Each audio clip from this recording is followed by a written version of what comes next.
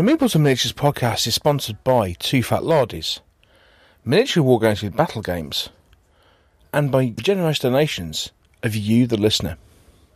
A huge shout out to Glenn Oberhauser, Alex McIntosh, and Tom Privatera. Guys, thank you so much for your generosity. You help to keep the show on the air. Thanks to everybody. The Meeples and Miniatures podcast, episode 154. Interview with Sam Mustafa. With hosts Neil Shuck and Mike Hobbs, and guests, well, funnily enough, Sam Mustafa.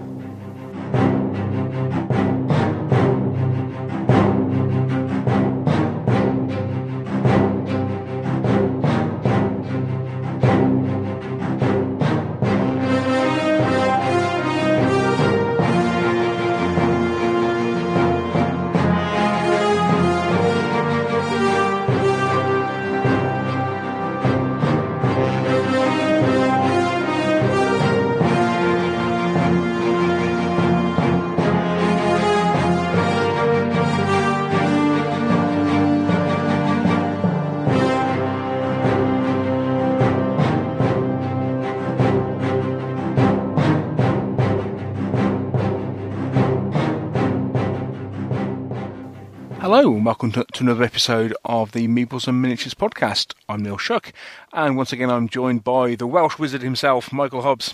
Hello, Mike. Good afternoon, sir. I really have to get away from this Welsh wizard stuff. Well, I need a much better nickname. As I say, I suggest you have words with Mr. Luff. Yeah. Yes, I think it's going to be. Yes, that might be a case of that sticks till something better comes along. Dare we say, answers on a postcard. Well, Thomas on Twitter did say that I'm a bit of a windbag, so maybe it'll be the Welsh windbag. I'm not sure which one I prefer. Hi, Thomas. That's a bit uncalled for. Terrible. I was shocked. I was appalled. You know, these damn Swedes. I don't know. Hello, Thomas, by the way. Yes. Right, okay. I think you own one for that. Oh. He does a name check. Git. Okay, so this show is kind of, I suppose it's the last of our summer catch-ups, if you like. Some people did note that our output over the summer has been unusually high, and that's primarily because we recorded an awful lot of stuff in advance, knowing that we wanted to release a few things, and then I'm just desperately been peddling to catch up. Yes, yeah. So we're actually rather unusually in the position that when this gets published, round about it should be about the end of August, start of September when this gets published. You may be shocked and stunned to know we're actually on track for the year of releasing 2 episodes a month. Yeah, shocked and stunned, indeed. So there you have it. We're back on track. However, we haven't even thought about what we're going to do after that. We did. Yeah, we did mention on the last show that we were looking at what we were doing for the for the autumn season of podcasts. Obviously, we've got 6 or 8 to do between now and Christmas. And we got a couple of ideas, and a couple of things came up in the week or what have you. But we've still got lots of stuff to kind of think about and sort out. So offers are still open. If you desperately want us to talk about something, then shout out on Twitter or mention it on the Facebook page or email us or what have you. But we are still open to suggestions that if people want us to cover a particular subject. And although I must admit at this point in time I think I'm going to steer away from talking about Age of Sigmar, because even just mentioning Age of Sigmar, I think I said last time, I think just mentioning Age of Sigmar on any sort of form of social media appears to just ignite far too much passion. Indeed, I think that's the word. Apparently, they had big event in Cardiff, Clash 15, which is the big Warhammer Fantasy event. Oh, that was last weekend, wasn't it? That was Yeah. a weekend. Just we're recording this on the 24th of August. Clash 15 happened. Yeah, literally a couple of days. It finished yesterday. Yeah. So 60-odd people playing Age of Sigmar in a tournament event, and apparently it worked. Oh, right, okay. Yeah. I don't know any other details. We'll have to ask Annie when she comes on the show. Of course, yes, Annie was at it, wasn't she? Yes. Yeah. She was at the bar, loitering. The way she does. I can comment no further. Yes, we shall have to ask her about it when she comes on the show. Yeah. That is one of our autumn schedules. Is to finally try and get Annie on the show. We've only been talking about it for 6 months, so it's about time we got her on. Indeed. If there's anything you particularly want to cover, so. Anyway, today we've got, as you've already heard, we've got an interview for you with Sam Mustafa. This was actually recorded. We suddenly looked back and went, "Really? Was this recorded that long ago?" This was actually recorded on the 1st of June. It was, yeah. So sorry, this is a bit late, Sam. Basically, this was recorded immediately before Sam went on holiday to Europe, and I fully had the intention to kind of publish it sometime in July. With just the way things worked and stuff, here we are, and we're publishing it at the end of August. But it does kind of fit in with some news that we've got, but which you can't tell you yet. But you'll have to hang on till after the interview. Indeed, yes, we've got a couple of bits of news which it really kind of ties in with, so that's good. So we've almost planned it. Sorry? So we've almost planned it. Almost planned it. Yes. Yeah. Yes. Almost, but not quite. So, I mean, it's been a couple of weeks since we've had the last one, so I suppose a bit of catch-up is in order on what we've been doing, and or possibly even what we haven't been doing. So we'll just have and of course, a couple of things that's just been happening in the meantime. Just want a quick shout-out to Colin Phillips and the guys at Radio Dish Dash. Congratulations, guys, on a successful Kickstarter. Their Day of the Rangers Kickstarter finished yesterday, and you may remember Colin was talking about this when we had him on the show. Back in July, 149, I think it was, when we were talking to him about Outbreak and Malinti Rangers. He very kindly sent me one of each, and I've been having a quick look through those. They look very nice. They're very nice indeed. So we shall have to come back and have a bit more of an involved chat on those. He was mentioning about a Kickstarter they were doing to help fund the miniatures range, and they basically funded everything they wanted to. So we've got several packs of Rangers and Delta Force, 4 packs of Somalis, plus a couple of Humvees and a couple of Technicals. So I think they raised something like 23, just under 23,500 New Zealand dollars. So really well done, guys. Well done. So what's that in real money? Yeah, that equates to 23,500 New Zealand dollars equates to 9,690 British pounds, according to Google. So that's not bad. Yeah, they're going. Good stuff. Yeah. Nice looking figures. Nice looking range of figures. I was persuaded to look at potentially doing Day of the Ranger back in 28mm. As opposed to, I was going to do it in 15. Yeah. But I may still do it in 15. But I just thought those figures are really, really nice, and if nothing else, I'd just like to own a set of Rangers and Deltas. And, well, of course, yeah. And if anything else happens, then yeah, we'll see. So there we go. I don't know. I was weak. Yeah. I mean, of course. I mean, look at the Twitter feed. I mean, other people are starting to suffer the same problems. I mean, other people are going into Firestorm games and bumping into the same shells that you have. I think it's catching. Yeah, it is. Yeah, it's definitely catching. Those shells really do need to be fixed because poor Jeff walked out with a couple of TIE fighters. That's terrible. It's terrible. I shall have to come down and have words. Yeah. Yeah, and so and while we're on news, I suppose hello to Andy from Heresy, and congratulations. I think Well, I don't know whether congratulations is actually the right word to use or not. Yes, it is. I think it's exactly the right word to use. He's done it. He's done it. He has got to the end of the dragon. Yes.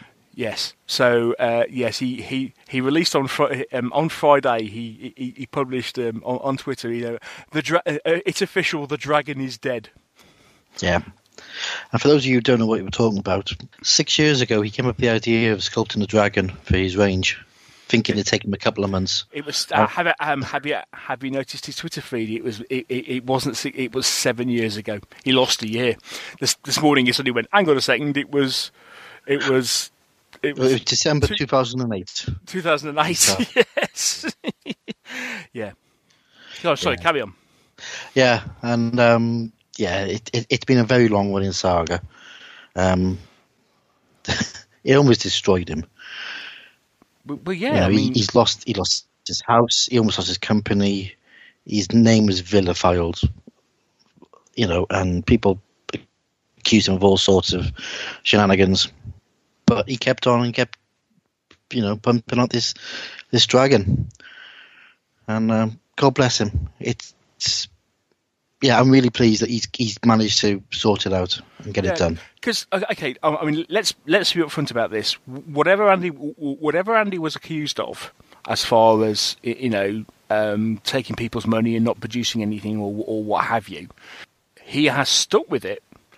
And everybody who ordered a dragon off him, he has got one to them, and he has done it, and he has stuck to his word, and he's, as you say, it cost him. It cost him his house. It almost cost him his business, and possibly his sanity as well.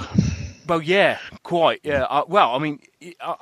Anybody who follows him on Twitter has seen that this bloke has been to hell and back at least a couple of times over this, and. There was a comment that came.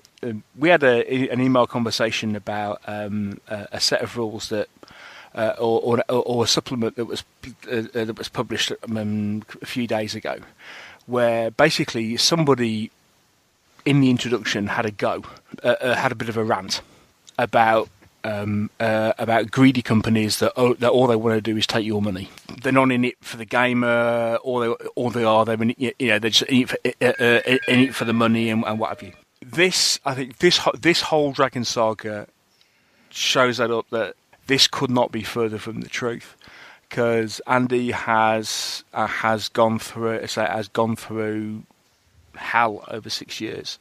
Yeah. To get this done and get it sorted and produce it, kudos. And on the flip side, it's a hell of a figure. It's lovely. I've got one. You've got one, haven't you? Yes. Yeah, and funny enough, I started assembling it about 2 weeks ago. Yeah, and he's also threatened to send me a couple of articles to the blog. Yes. Yeah, which I haven't seen anything of it yet, but we'll see. I've written the first one. Have you? Yeah. Oh, right, I've sent it to Andy to have a look over, make sure I've got some of the facts right. Right. Okay. Before I get over to you, but yeah. Well, okay. So coming to the Meeples blog soon. Yes. If you do not know, and to be fair, it was one of those things of if you now see it and kind of go, can I get a hold of one of those? Tough. Yeah. It's gone. Yeah. You had 6 years to order the thing. Yeah. Yeah. It is a thing of beauty. It is absolutely stunning, and it's huge. Oh yeah, it's massive. I'm not sure where I'm going to put it. I'm just doing the base now. Okay, so it's 28mm scale, isn't it? Yeah. Yeah. So how big's the base? The base is about 5 inches square, and it's a big rock with 2 feet on it. Yeah. And I think the dragon standing upright to the wingtip is probably it's close to somewhere about 15 inches tall. Yeah, about that. I haven't. Yeah, I'm painting it in segments before I assemble it. But it's huge. It's absolutely huge, and it's beautiful, and they're all fitted together. Anyway. Let's not give too much away. I've got a whole series of articles to write. Yeah, well, quite. Yeah, but not only is it it's an example of fantastic workmanship because everything fits together. Yeah, I mean, because some people talk about resin kits, and whenever you get a resin model, let's just say some resin models are a bit of a nightmare to put together, to say the least. and this one isn't one of those, as I understand it. Oh God, no! It just goes together beautifully. Yeah. Little, I mean, as with everything, little tiniest bits of filling around the joints and everything, but compared to some resin models, especially some of the older resin models that you look at and you kind of think, we've got massive gaps and stuff to fill in. No, this is a fantastic piece of workmanship, and kudos to Andy for everything he's done with this. I am sure he is so glad to see the back of it.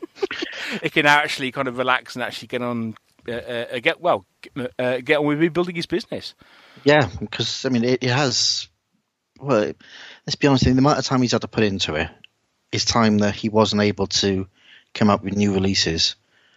And as anyone knows, if you haven't got new releases coming out, your sales dry up. And it's a fact of life. And he's done massive amount of harm to his business. Hopefully, his reputation is come through it. And I think it probably has.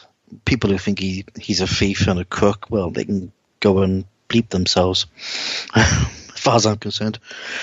Okay, delivery's a bit of an issue. I mean, this is the class of how not to produce a set of how not to produce a miniature. This could be picked up by a PhD student and used as part of his thesis. But it's a learning experience, and Andy's learned so much from it. I think a good thing, looking for positives out of it, is that he's learned how to do resin casting and molding himself, which is going to help him with the stuff he's doing for his Kickstarter and moving his existing miniatures into from metal into resin, especially the big ones that he does. So hopefully some good will come out of it. Yes, I hope so. Yeah, I hope so.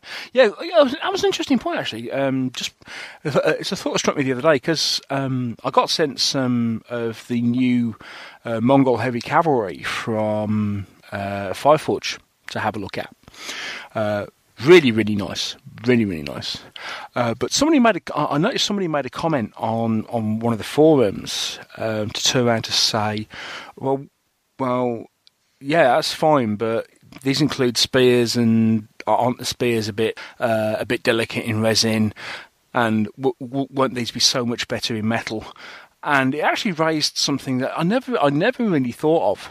And it's quite simply, they turned around and said, well, the reason we produce, because obviously Fireforge are known for doing their plastics, but the reason they do all their other figures in resin is to do with weight.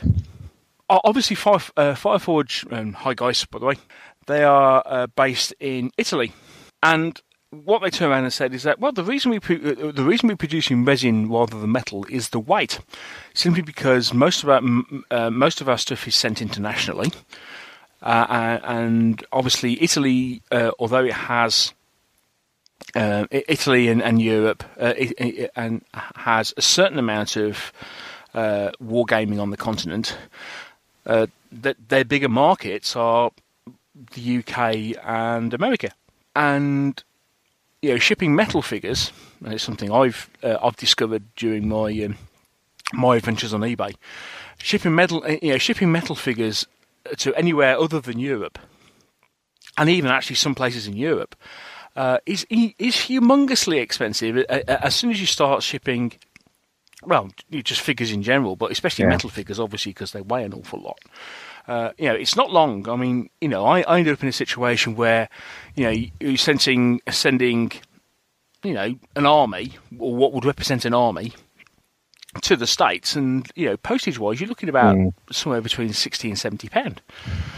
So that was that. I just thought that was really interesting, because they said, okay, yeah, the reason we produce it, we won't be producing metal figures because they weigh too much, and therefore they'll cost too much to send. And it was something that kind of went, I never really thought about. It's quite odd. I was speaking to guys from Group and Beast about this, about the metal they use, and there's lots of different types of metal that miniature manufacturers can use. And it goes from really, really cheap to really, really expensive. But the really, really cheap stuff weighs more than the really, really expensive stuff. So it's a case of, if you buy the really, really cheap metal, let's say that costs, I don't know, 10 a kilo, and you get out of that you'll get 50 odd figures. Well, it's going to cost you X amount to post that because of the weight. But if you buy the more expensive metal, which might cost you 20 quid a kilo, and you get a similar amount of figures out of it, they're lighter, so it costs you less to actually post them. So it's finding that balance between cheapness and weight, and also the more expensive the metal, which obviously has a higher pewter content, holds the detail better, and it's lighter, but it costs you a lot more to bring it in.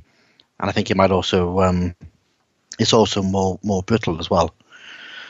So a lot of miniature manufacturers have to work out exactly what type of metal alloy they use. And I never thought about it. I just thought it's metal.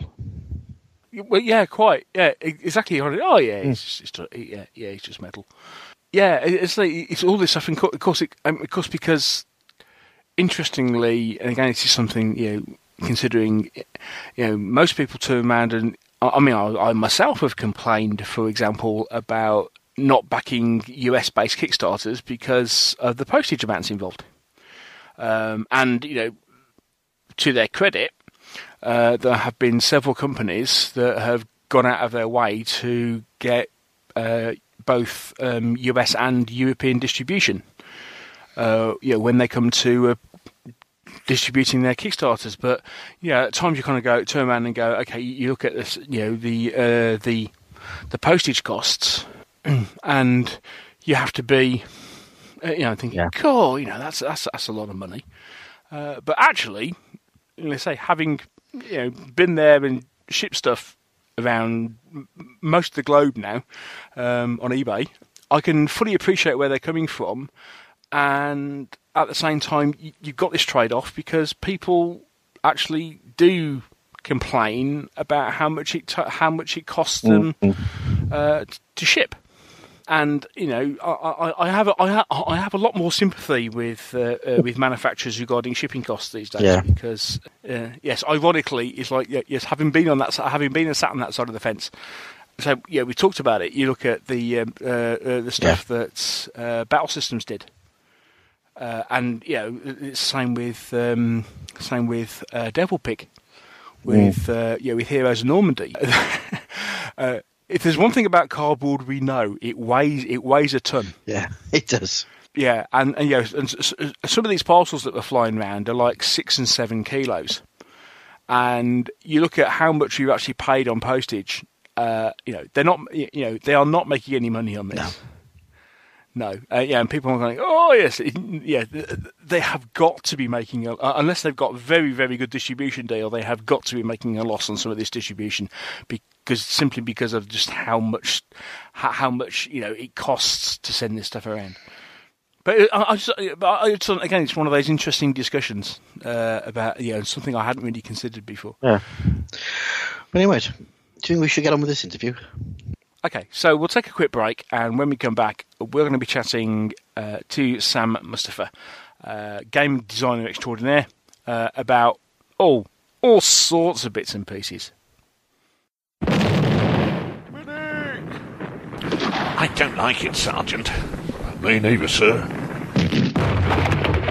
Good Lord, it's really looking pretty bad. Yes, sir. It happens every time, sir. It's too predictable, sir. How far do you think we've advanced, Sergeant? 6 inches, sir. It's always 6 inches. We advance 6 inches, then Jerry gets a go. The lads are calling it Hi-Go, You-Go, sir. Hi-Go, You-Go? Good grief. And they don't like it, sir. Oh, not like it. Seems pretty straightforward to me. Rather like cricket. We have an innings, then the other chap does.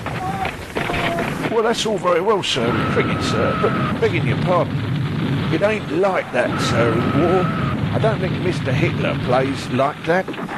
What, Hitler? No, gosh, he'd like to go all the time. Oh, Lord, sir, lummy. Oh, Well, sir, anyway, sir, it's like this, sir. If it carries on like this, I go, you go, me and the lads won't be coming to your Thursday evening games club, and that's the way it is, sir. Looking for more of a challenge with your World War II games? Are you tired of the predictability of I go, you go systems? Ein Bin Shopman provides real command challenges on an unpredictable battlefield. Two fat blarneys, playing the period and not the rules since 2002. Pip pip. Well, we're very pleased to welcome to the Meeples and Miniatures podcast, Sam Mustafa. Hi, Sam. Hello, Neil. Hello, Mike. And thanks for asking me on. It's great to speak to you. It really is. So, all the way from New Jersey, USA? That's right. We're in the middle of pouring rain, so if the signal goes out, I can't vouch for anything. Don't worry, it's exactly the same here in Wales. It is. Yes, rain, the saviour of English cricket. I mean, right. Okay, well, as I say, it's great to have Sam on the show. Hopefully, over the next while, we're going to find out a whole load of stuff about Sam's design philosophy and various other bits and pieces, and how he goes about rules writing. But first off, as we do with all our guests, Sam, we'd like to know a little bit about how you got into the wargaming hobby. Board games, actually. As a kid, I was a kid in the 70s, and that was sort of I think in some ways the golden age of American board games like Avalon Hill and SPI and those guys. Yeah. So I was, I guess, an adolescent, and I was just addicted to that stuff. I played a lot of those strategy games that they produced. I remember the Avalon Hill catalog was a stapled black and white thing, and it came, I think, quarterly. And on the last page, there was this, you could buy these accessories. You know, you could buy like blank cardboard counters of different colors, and you could buy hexagon sheets and so on. And I would always, scrounge my money and order those stuff. So I was always making board games. I think probably 99% were complete crap and forgettable, but I remember having so much fun actually doing it, just making them. So I think from the moment I began playing games, I was also designing them for what they were worth at the time. I don't know if I could persuade anyone to play them now. Didn't get into tabletop miniatures until my 20s. I think after college, I had, it takes a bit of money and space to do that, obviously, compared to board games. So I'm trying to remember, but I think that's probably when I finally had the resources to actually collect miniatures. And most people probably think of me as just historicals, but I've always liked fantasy and sci-fi and those other things too. So I was collecting historical, and I played a lot of early edition Warhammer and things like that, as well as World War II and Napoleonics and so on. Yeah. And then became a business, selling more than just, to some friends at conventions and so on in 2002 with a game called Grande Armee. Mm-hmm. And then since then, I've sort of been on the map, I guess, and people know about my games around the world. It's not just local anymore. And so it's been about 13 years, I think, that I've actually done this as a business. Right. Okay, so Grande Armee put you on the map as such. How did that all come about? It's a game I had been working on right as we moved up to the New York City area, and I met some of the guys in this. This area is very rich in hobbyists, and I come from the South where they were kind of few and far between. And so I got involved with David Waxdell of Quantum Printing, who had published all of Artie Conliff's games, and I got to meet Artie and I talked with him a few times, and so just moving in those circles made it easier for me to make the right connections and get published. And then Dave actually printed Grande Armee, and that kind of got my foot in the door. And after that, I began printing my own. So Grande Armee was Grand Tactical scale, wasn't it? It was quite yeah. I think it was probably one of the first sort of Grand Tactical war games out there, wasn't it? Not really. Oh. I mean, I can't take credit for that. I mean, the idea of a single large base of a fixed size, representing an entire large unit is not original from me. I mean, other people have done that before. Frank Chadwick had done that in Volley and Bayonet, for example.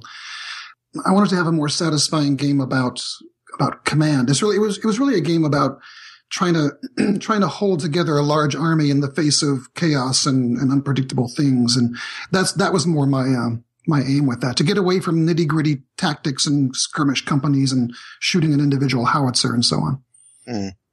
I completely forgot about Volume Bayonets. Yeah, yes, but I remember playing it back when it came out, and I just love the idea that you could play a huge battle on a very small table, right? And you were just concentrating on basically the strategic level, should we say, rather than the tactical level. And yeah, I got very fond memories of Grande Armee, I must admit. It's a great little game. Well, thank you. It was a bit controversial when it came out because I was doing things that it would not raise any eyebrows now, but at the time, it did not have a fixed one soldier equals how many men scale. It had no fixed time scale, very wishy-washy ground scale, variable unit movement and so on, all of which was kind of eyebrow raising at the time because people were still very much into this exact scale simulation sort of mindset. And so people either loved it or they hated it.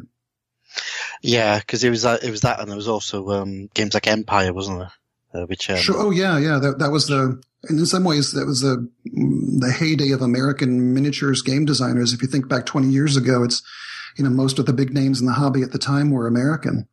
Yeah, that's right. Yeah, and Empire was one of those games where you needed a good week to play the game properly.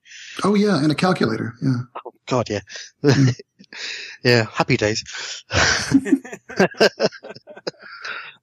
when wargaming wasn't for fun, It's a serious thing. Well, it's funny. In some of those books, if you think back to the 80s and 90s, the author in his, and this is more than one author I'm talking about, many people did this, in their designer's notes, they actually had these very serious injunctions to sort of warn you up front, look, this is not just for fun, you're going to be playing history, you've got to do this right. And there was a sense of real seriousness of purpose of that. And so when I came out with something like Grande Armee, where I completely fudged things in the interest of, making a game flow better, people were angry. I mean, there was a guy who actually set up a Yahoo chat site whose purpose was to try to save the world from my game, to persuade people not to play it. Just don't buy it. Yeah. And it made me famous in a P.T. Barnum sort of way. It was publicity. I was not well known until that. And, I guess controversy has its upsides. Indeed. Yeah. It does seem quite incredible that sort of thing would come about. But having said that, with a couple of other things, you become, let's say, not a stranger to the odd piece of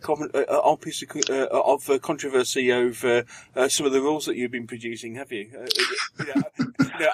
Over the years, it does seem to be that you seem to have that knack of making people raise a few eyebrows, shall we say?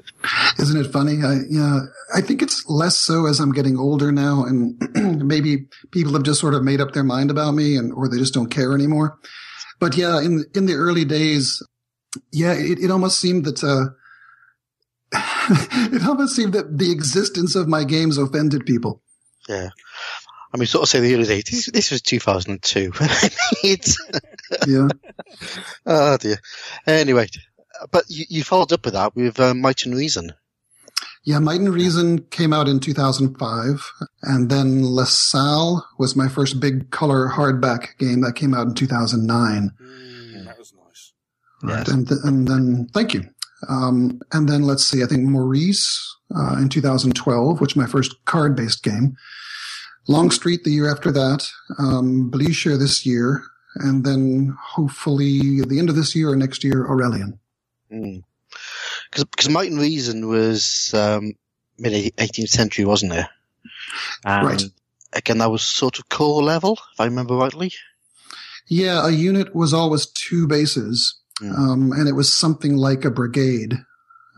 So there's only a limited number of formations you could make in the interest of clarity and simplicity.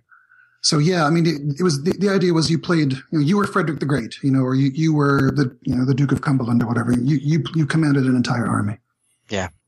Is it still available, Might and Reason? Yeah, it's available only as a PDF. The book sold out long ago. Yeah. I might have to pick it up. I've just have a little look. Add to my PDF collection. Well, the pound is doing well against the dollar right now, so off you go. I'll wait. Several clicks later. Yeah.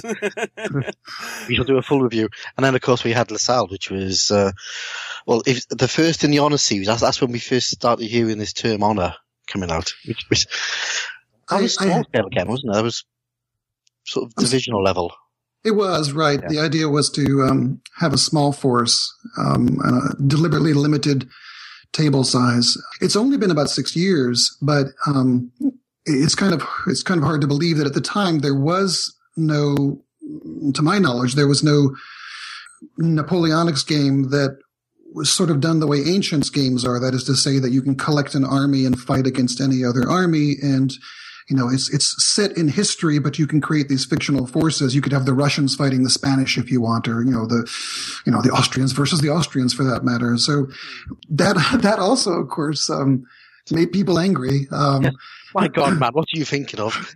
I won an award that year for the game, and people were all over the internet claiming that I had bribed the judges. I'm not making this up. Had you, Sam? You can tell us. You're amongst friends. The funniest thing is that there were no judges. It was done by these people at a convention voting, right? So these guys had claimed that I was bribed these non-existent judges. Yeah. That's when paranoia really strikes, doesn't it? I just don't understand. I guess there's a sense of ownership that people get really involved in a certain game, and almost a kind of religious ownership of that game. And then anything else that comes along that might be perceived as a challenge to it is offensive, Don't worry, I know exactly what you're talking about, because as I sometimes play Slaughterloo, which is a fantasy Napoleonic game, and that really irritates people. I don't want to suggest that this is something unique to Napoleonics players. I think Napoleonics players get a bad rap, and if you were to go online and sort of troll around World War II players, you'll see even worse, I think. Oh, God, yeah. Oh, yes. Let's not mention Flames War.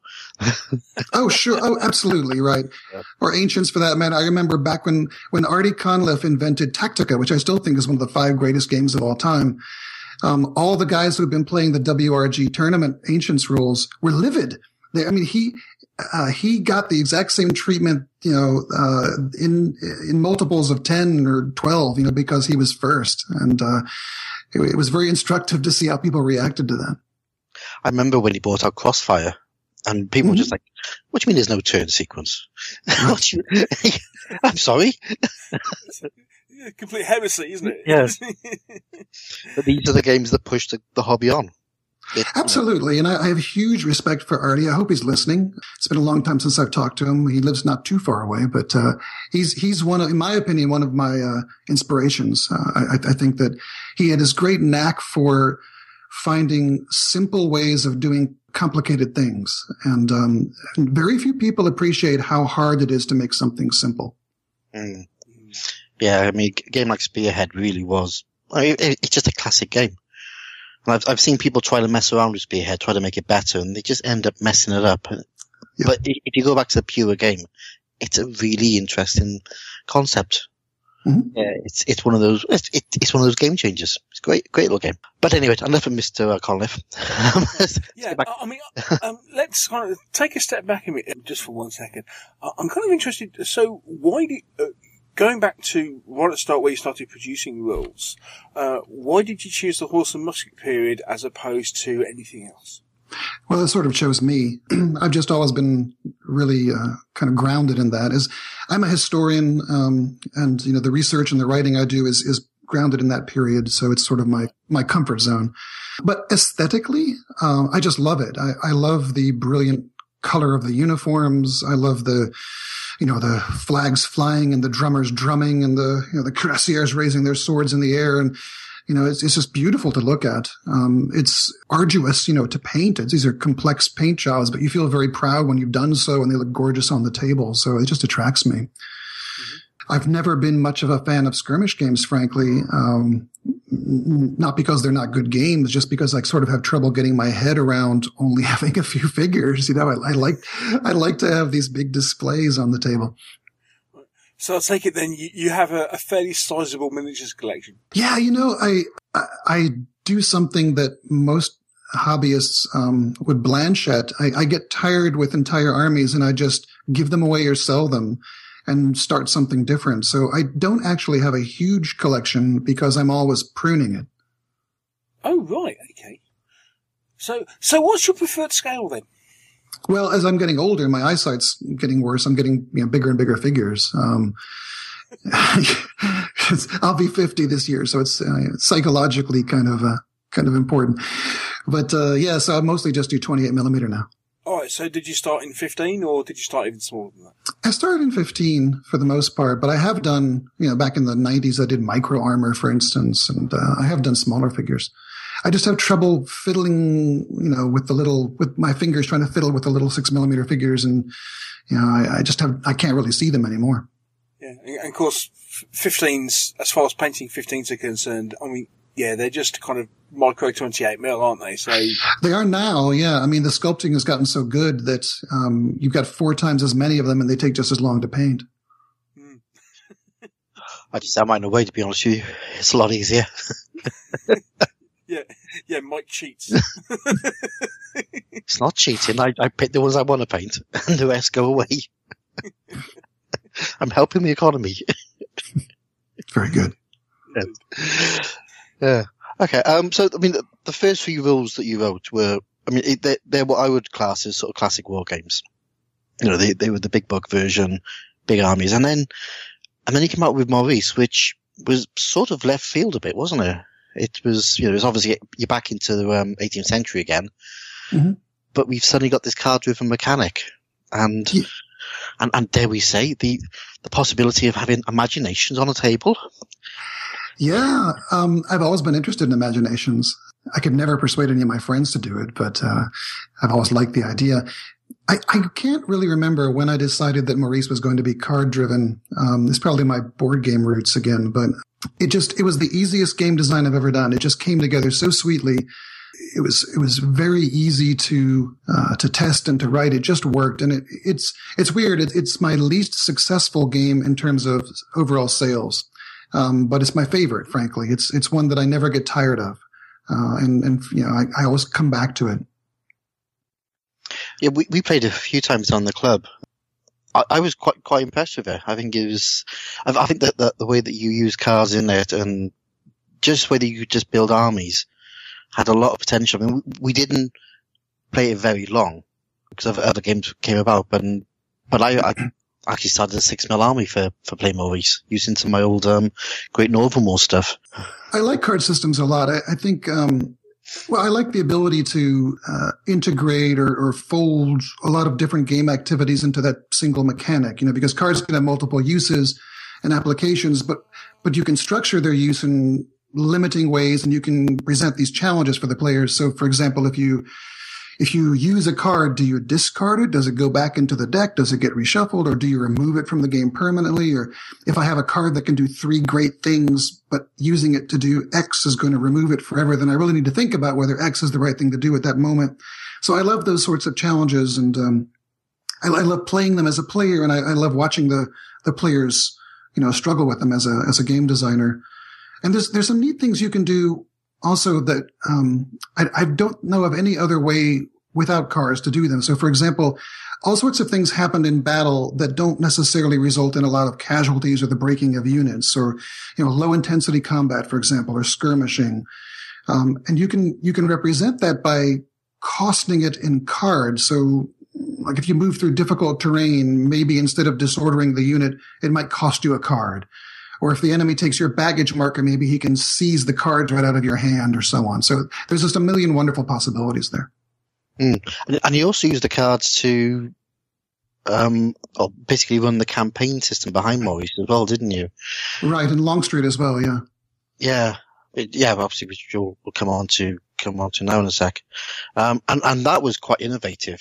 I think that's the thing that sort of piqued my interest, was the way that you could almost build this narrative campaign, and when you come to play a battle, you had, the cards which tell you the type of terrain you're going to be playing over, and you had these sort of courtiers coming around that you could bring into your court and use them in the game, and all of this sort of backstory being sort of spun around the actual campaign itself. And it was well, sorry, I was going to say that any way that you can reduce paperwork, I think, is good. And campaigns have usually bogged down because they require record keeping and paperwork. So if you can use cards for that, and then have the cards represent sort of the limitations and opportunities of the campaign, then that's a plus, in my opinion. And it really worked. Honestly, it was very subtle, but I'm sounding like a fanboy again, Neil. I'm very sorry. Thank you. But it worked. I mean, I've got a lot of affection for Maurice, and I would like to go back and try it again. If only Blucher hadn't come out. But which we'll, I'm sure, cover in great detail soon. But yeah, I mean, if anyone is listening to this and is interested in 18th century warfare, have a look at Maurice. Honestly, it really is interesting. And like a lot of other, the newer games Sam's written, there's also, you've got this variable base width. So a base width becomes a unit of measurement. So you're not stuck having to have figures based at a particular scale. Whatever you've got them based at, as long as both armies are based the same, you can use the base width, which becomes your unit of measurement. Which again, there's quite a few rules now who are now using that sort of mechanism. But yeah, and it's crossed. That is now kind of, that seems to be like a general convention right across. Whether it be horse and musket, whether it be ancients and stuff. That seems to have become the convention, and people forget that actually, even not so long ago, rules were very prescriptive in what how you were meant to base your figures. Yeah, and there are some people who they have a legitimate complaint about the idea of using base widths, and that is, if you're trying to organize a tournament, for example, like there's some guys in England right now who are trying to organize a Blucher tournament or some sort of meeting. And I don't know if they're going to pull it off just because they've all got such different base sizes, so on an individual level for them and their friends, it works fine because they all agree, okay, well, we'll use 50 millimeter or whatever. But the guys in some other part of the country are using 75 millimeter and so on. So it suits your individual needs better than I think it suits the needs of a sort of tournament scene.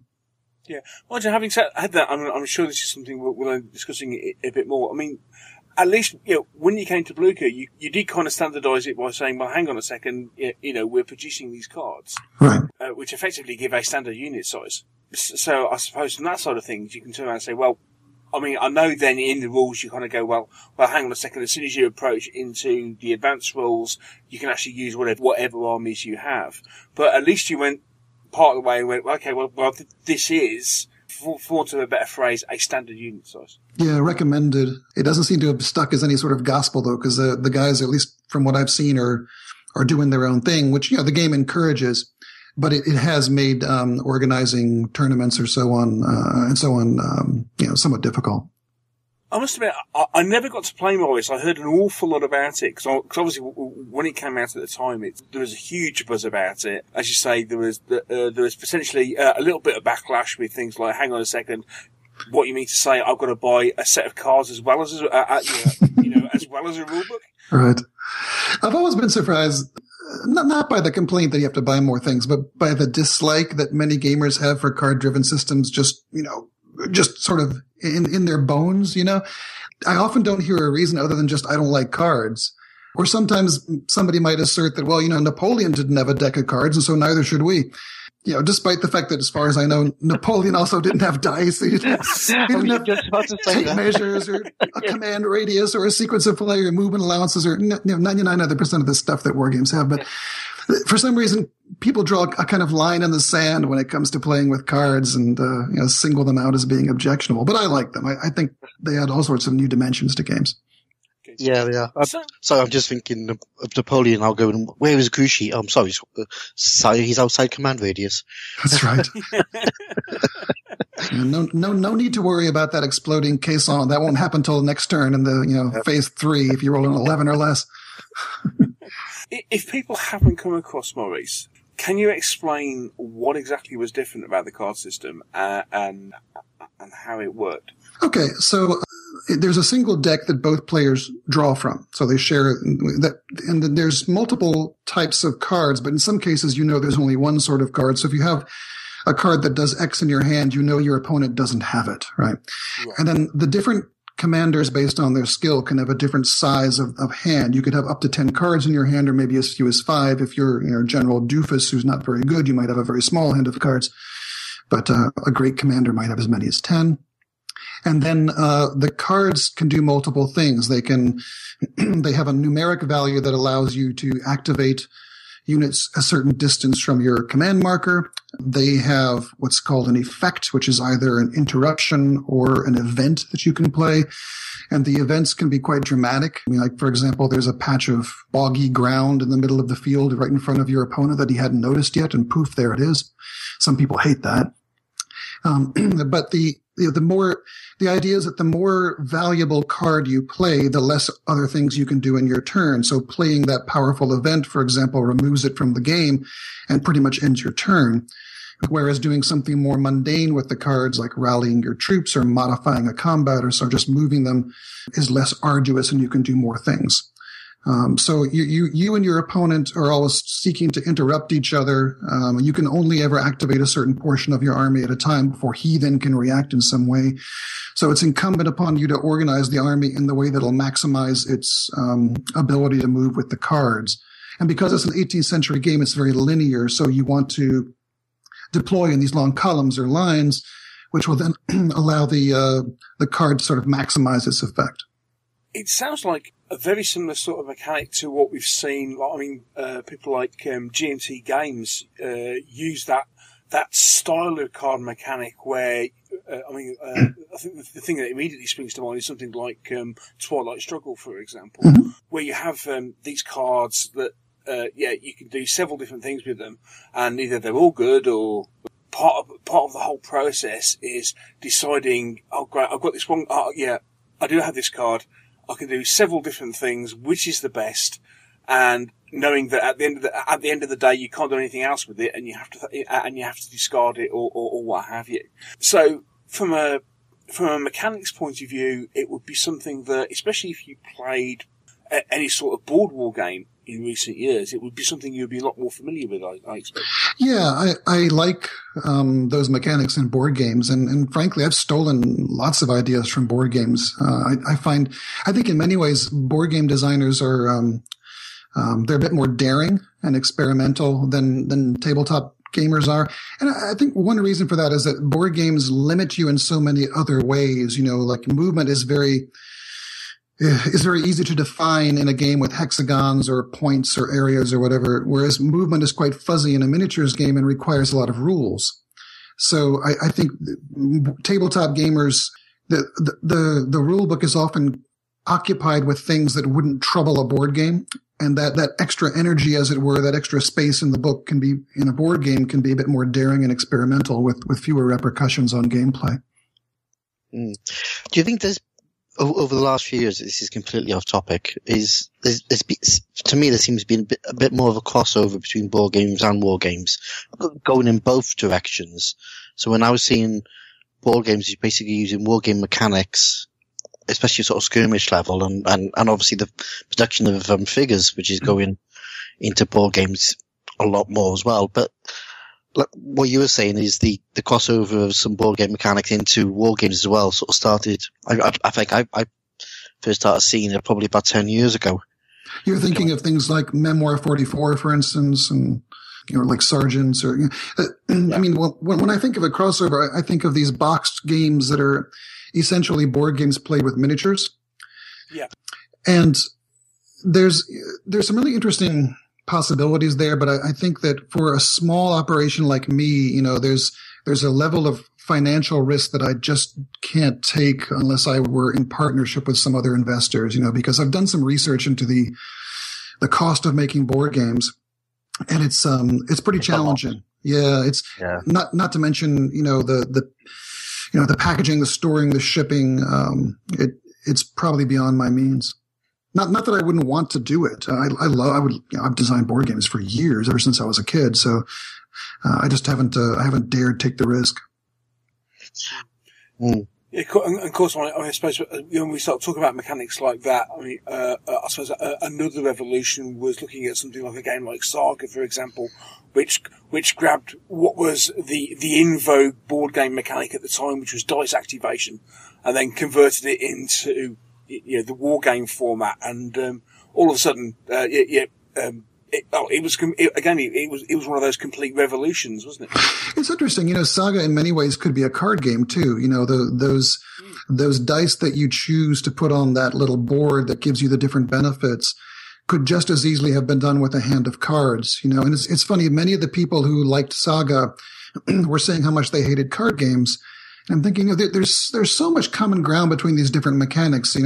People may not always be aware of why they like something or why they dislike something that might not make any sense. But the end result is similar. You've got a limited set of opportunities. You can't predict exactly what those opportunities are going to be. You've got to make choices and allocate, limited resources. Yeah, it comes down to resource management at the end of the game, isn't it? It's what you can do at that moment, because you can't do it all. Interesting. We could chat about this for days, I think. Indeed. Yes, indeed. Which brings us on to Longstreet. This is the game I haven't actually played because I'm not really that interested in ACW. But it's been very popular down my club, where they've been playing. I think they played about a 6-month long campaign of Longstreet. I always thought Longstreet was sort of a Maurice Mark II, but apparently it's not. There are some very subtle differences to the two games. Yeah, that was one I designed from the ground up as a campaign game, because I wanted to show the evolution of units in the war. The American Civil War can be dull, right? Because it's very symmetrical. There's only two sides. They operate under the exact same rules. They're differentiated only by, the personalities of individual commanders, or, one side is better supplied than the other, or something like that. So I was looking for a way to really make this interesting, beyond just, my line versus your line. And I think what makes the Civil War interesting is, the personalities involved. There's some really outrageous personalities. But also the fact that there's this kind of story, these eager young recruits, they volunteer, and this regiment has 1,000 men and they go marching off from Pennsylvania or wherever. And, a few battles and several bouts of typhus later, there's 120 of them left, still standing around the colors. So I wanted units to kind of grow and evolve and shrink over time, and grow again as replacements arrived, and shrink with disease and so on. So I couldn't do it like Maurice. I had to make the units have multiple bases, and those bases represent size. So the mechanics had to be a bit different. Because Maurice, you got all units are 4 bases, right? They're all sort of a standard size. And then the other thing was that I needed it to be a multiplayer game. One of the downsides of card-based games is that they really work best for 1 versus 1. In Maurice, you share a deck. Well, you can't do that if you've got an unlimited number of players, because then you're changing the sort of proportion of, the likelihood of each player getting card X. So, I'm laughing because this is another thing that people were really mad at me about. Every player had to have 1 deck of cards, right? Oh, okay, yeah. My God, Sam. Your evil knows no bounds. That's right. So, but it makes sense if you think about, you show, well, at least it made sense to me. I've never persuaded most people, but, you show up at the club with your army and with your deck, and you're ready to play, and if there's 5 other guys, and you can play 3 versus 3. And, that way, the number of players can flex, and the game is quite different from Maurice in that way, that you can have an unlimited number of players, and it doesn't bog the game down, because you each have your own deck. So in those ways, it's different from Maurice. When you turn around and say, okay, well, I wanted to design it as a campaign game first and foremost, and then almost like put the tactical rules onto the back of that. How did you find that challenge, as opposed to the way most games appear to be developed, which is you put together the tactical game first, and then you sort out, okay, well, how does this fit into a campaign system? Well, it sort of evolved simultaneously. I mean, we were thinking about as we worked on rules for the tactical game, we were always thinking about how they would apply, as the units evolve in the campaign. The idea with both Maurice and Longstreet is that the narrative is not about the units. The narrative is about a character, like a role-playing game. It's about you. You are this fictional commander. And so, your men will die. They may never come back, but new men will replace them. But you are immortal. You are the Highlander. You cannot die. And so you keep reappearing in battle after battle. And, the goal of Longstreet is to advance your career. I guess the goal of Maurice is as well. And doing so sometimes can be deleterious to the lives of your men. If you get these epic points for making these great epic charges that might be disastrous in the game, but actually put you ahead in the campaign because it gets your name in the papers and so on. I do know that my friends who played Longstreet were talking about the way that sometimes you have to be slightly unscrupulous to actually win, because it is about your role in the actual campaign. It's not about winning a particular battle. It's it has this subtle undercurrent about it. Well, it's funny. If you look at, the contemporary accounts of the American Civil War, it's very, very rare to hear or see a commander being criticized for high casualties. It's relatively common, however, to see them being criticized for not having tried hard enough, for not having made that attack. That suicidal attack up the hill into the enemy artillery, they held back and then they get criticized for that. So there's not a lot of punishment for a commander who, throws the lives of his men away, unless he himself manages to get killed in the process. And unscrupulous certainly by our standards, but by their standards, that was, I guess, a matter of honor and certainly a symbol of dedication to the cause.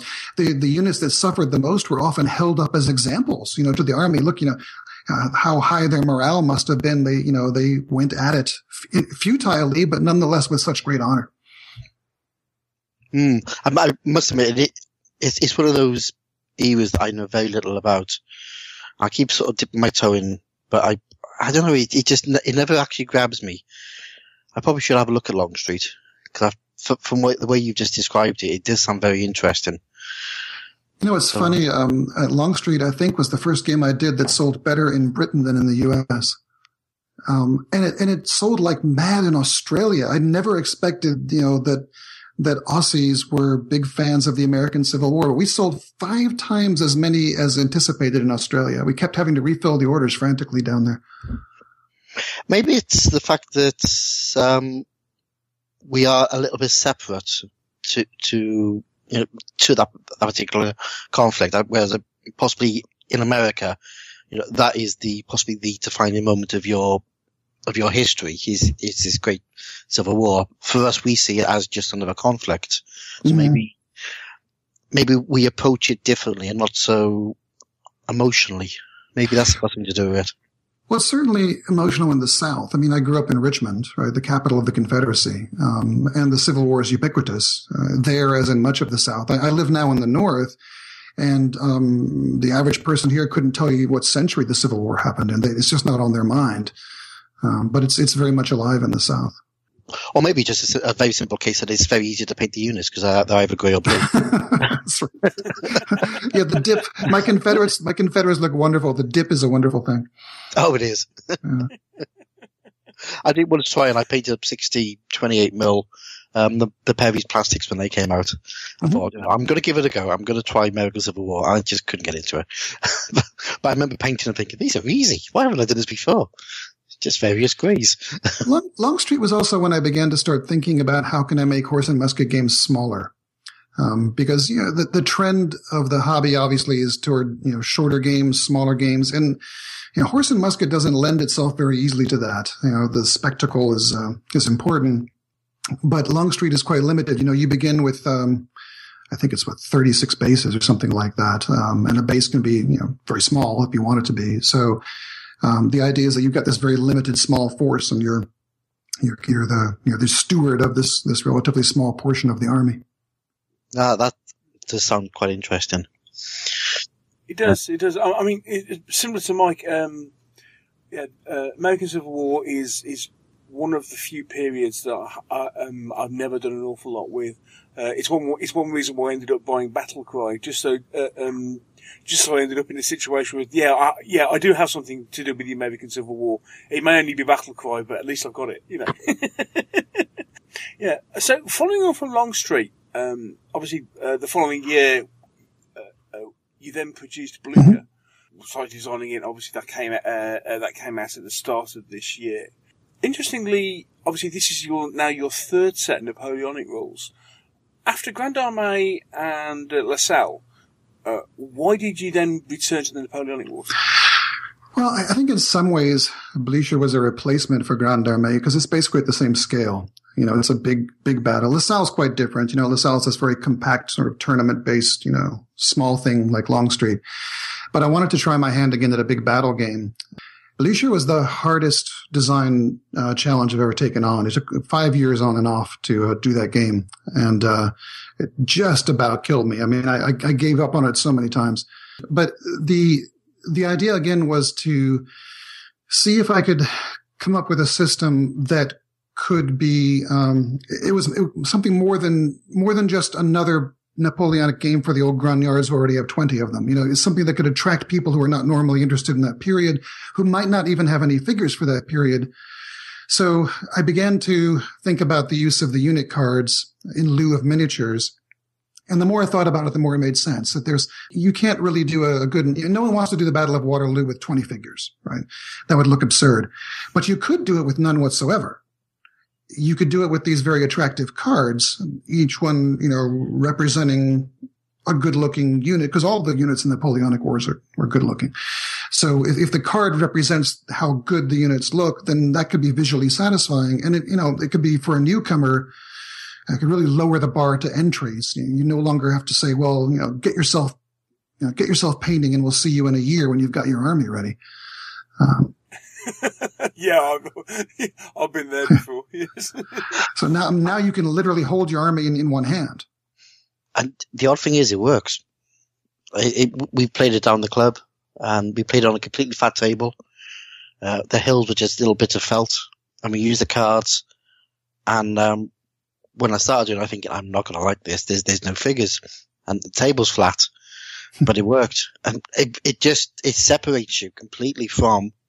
I think it separated me from the spectacle of a Napoleonic game and made me think about the tactics and what I should be doing in the game. And it works. It just really works. In fact, I sort of look at it now and think, I don't know if I want to play with figures. Well, thank you. We started playtesting with figures and then got lazy because, you know, that takes, you know, it's another hour, you know, set them up and take them down and so on. So most of the later playtests were done exclusively with cards. Well, as you say, that is one immediate thing because setup takes so long because Napoleonic armies, and especially when we're looking at big scale armies, they take up a lot of room, and simply the setup and stuff. Whereas, you have a deck of cards, setup takes 5 minutes, 10 minutes.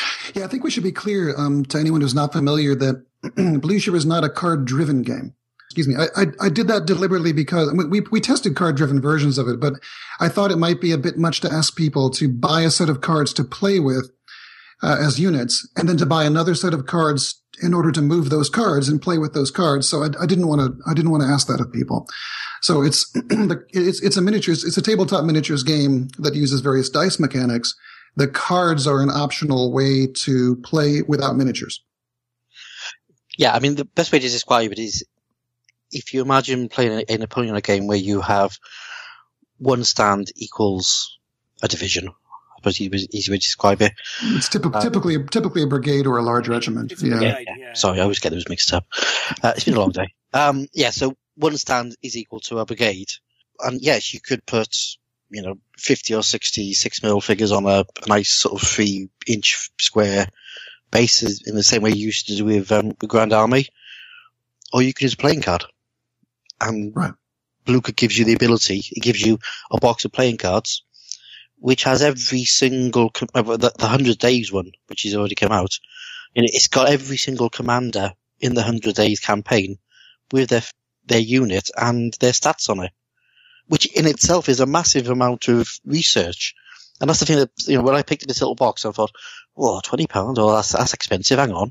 And then I looked through these hundreds and hundreds of commanders all worked out for me, and suddenly that's a massive resource for any game.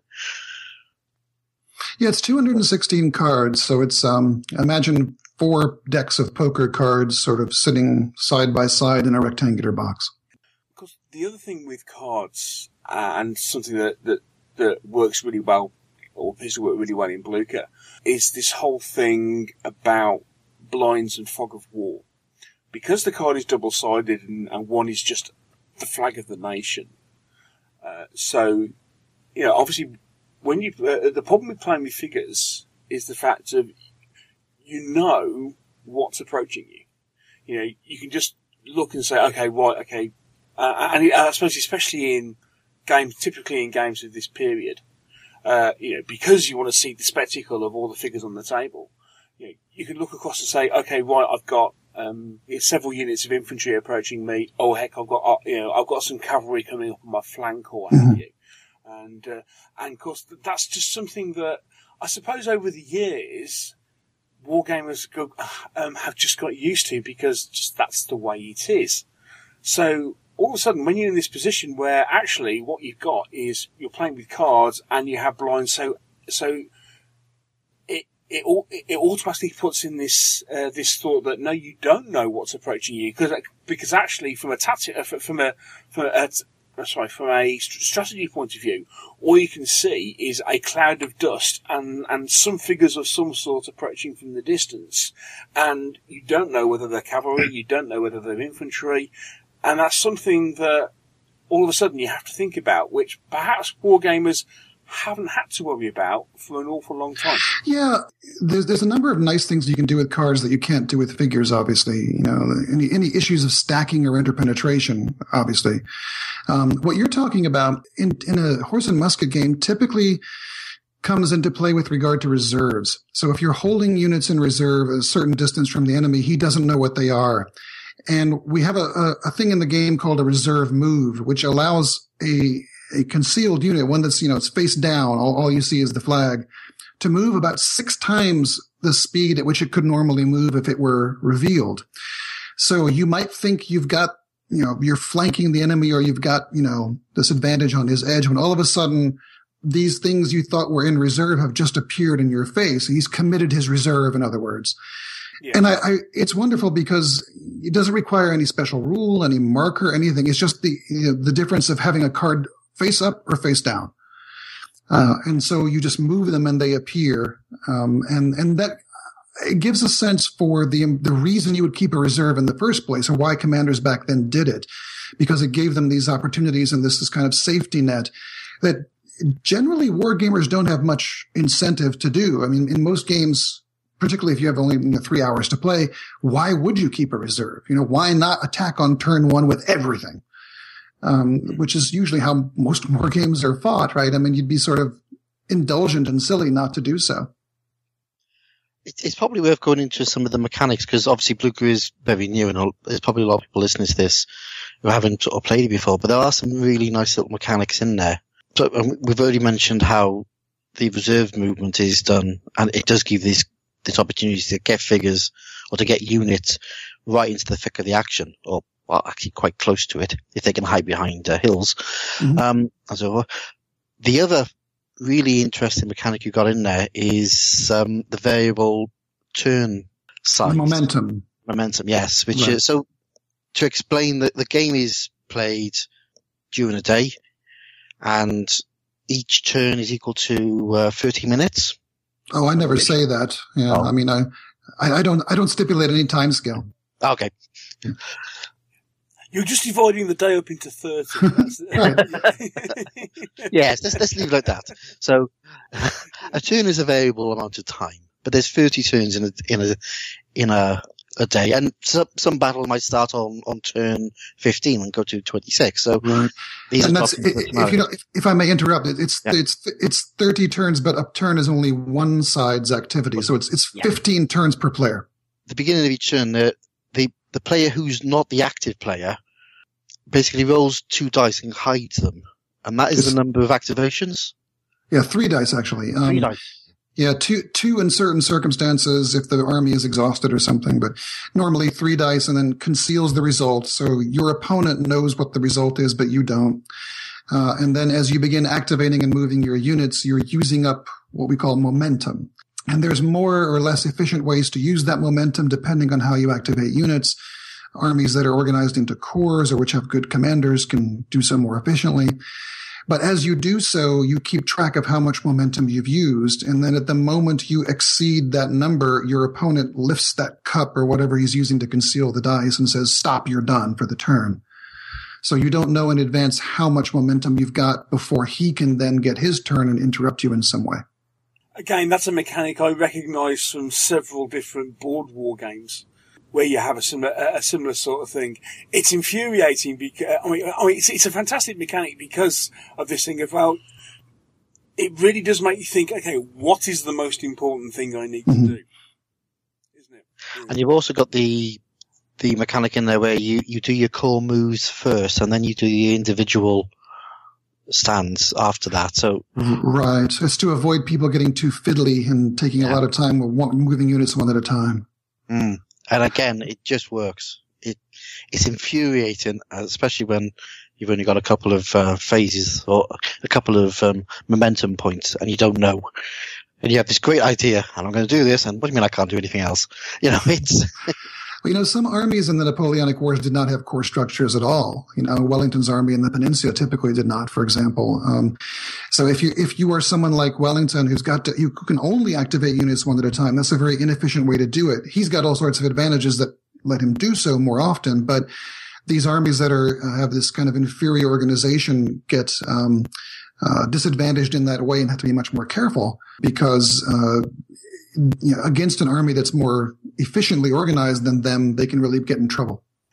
You were saying that Blucher took a long time to develop. So, how many different iterations of this did you go through until you actually reached something that you were particularly happy with? How many grains of sand are there on a beach, Neil? I don't know. Good God, yeah.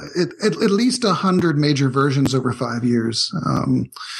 I think one of the issues was that the brief for the game was sort of ambitious. We wanted it to be applicable to any historical battle someone might want to use it for. We wanted it to have a nice fictional army builder and campaign system built in for that as well. It had to have a real, kind of campaign generating battles that don't just come out of nowhere. Like, I choose the terrain, you choose the terrain, now let's fight. I wanted the battles to have some kind of sense and context. So I had the whole Scharnhorst system, which is the campaign system generator. It had to work with armies of very different sizes, because there's also, Napoleonic battles could be quite modest in size or they could be monstrous. It had to work for both one-on-one games or multiple player games down at the club. And so there's a whole lot of things that had to do. And it just took forever to get it all together. Could we talk around Scharnhorst? Because that's the campaign system got built into Blucher. Yeah, because the majority of the book is actually taken up with the campaign system and building your armies and all that sort of thing. And by the way, it is a gorgeous. Oh, thank you. It really is a thing of beauty. So it's well worth owning, simply to have it on your shelf and take it off and leaf through it, because it is lovely. It is lovely. Anyway. I don't know, Neil. You're such a fanboy. It's terrible, isn't it? I was massively impressed with it when I got it. It was like, the sal was really nice and what have you, and then saw this, and it seems to be another step up in quality.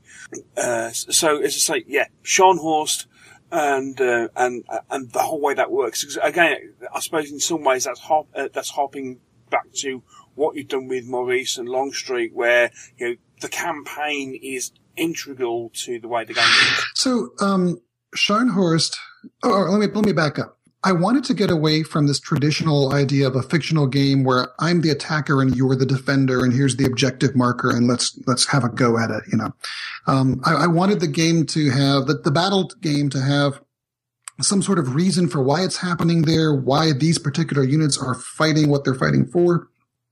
And I wanted to get away from the whole idea of attacker versus defender. So Scharnhorst is basically a pre-game. It can take anywhere from 10 to 20 minutes. And it works really well with the cards because you can conceal what you have from your opponent, and you divide your army up into what I call columns, and you can have up to 4 columns. And then you move those columns on a map. And the maps, if people are interested in checking this out, the maps are free. You can go to my website, sammustafa.com, click on Blucher, click on the downloads, and you can see there's 6 different Scharnhorst campaign maps. And they're sort of archetypal representations of different parts of Europe. There's one that's like the peninsula, one that's like Russia, and so on. And then you and your opponent move these columns on the map, trying to take various objectives and points on the map, as well as trying to figure out what the other guy is doing and where his main body is and so on. And then at any point during this back and forth, one of the other of you can declare a battle. And once someone has done that, you've got to try to rush your forces to that battle. So you're playing a bit of cat and mouse with your opponent. You want to declare a battle on the most favorable terms. You've got more stuff there than he has, right? But all you're seeing are his column markers. You don't know if that column marker is a lone brigade of light cavalry or if it's really, a main force of his. And when you declare the battle, the number of victory points you've scooped up on the Scharnhorst map determines who wins a tie. So if a battle goes to nightfall, if you've each played 15 turns and nobody has won, it's a draw. But the draw goes to the player who has more victory points going into it, right? If I have 5 victory points and you only have 4 from the Scharnhorst map, because I've taken these key places on the map, you've got to win because a draw will go to me. So by definition, I'm sort of the defender. I can kind of rest on my laurels. But that battlefield is then composed of the squares on the map. What you do is, in the 6, 3x2 rectangle, you declare your battle and you just import the terrain on the map to your tabletop. So just, a 1-to-1 scale, you just bring it right over. And that's your battlefield. And reinforcements could be rushing and might arrive on certain sides depending on what they're doing on the map. But on that battlefield, there might also be victory points. That village in the center might be worth a victory point. And if I have 5 and you have 4, if you take the village from me, now you have 5 and I have 4. So I better retake it because now that you've taken the village, you can rest on your laurels. Now you're the defender, as it were. Right? So it gives a kind of meaning to things on the map. And there's a reason why I need to defend that village, because if I don't, then you're now ahead of me in the game. So we no longer have to declare an attacker or a defender. There's no longer fixed objectives or placing them or whatever. The map does that all for us. And getting to the battlefield now makes sense. There's a reason why I chose to fight here, and there's a reason why you are bringing reinforcements from this side, and so on. And it does work beautifully. We played one of the scenarios. I think it's from the forum. We played the Quattro scenario, but we also then played a little Scharnhorst, just a tester, just on a service. I think we had about 5 or 6 squares each side, so it was only a small size table. But it does give you that nice campaign feel. And I could imagine it being done on a slightly bigger map and sort of extrapolating out, shall we say, a bit more. So well, we do. I mean, the entire 100 days is available as a sort of large scale Scharnhorst campaign. You can again you can download that for free from my website. This is like a free accessory if you buy the card set. It's a large, kind of 4 times the size of a normal Scharnhorst campaign.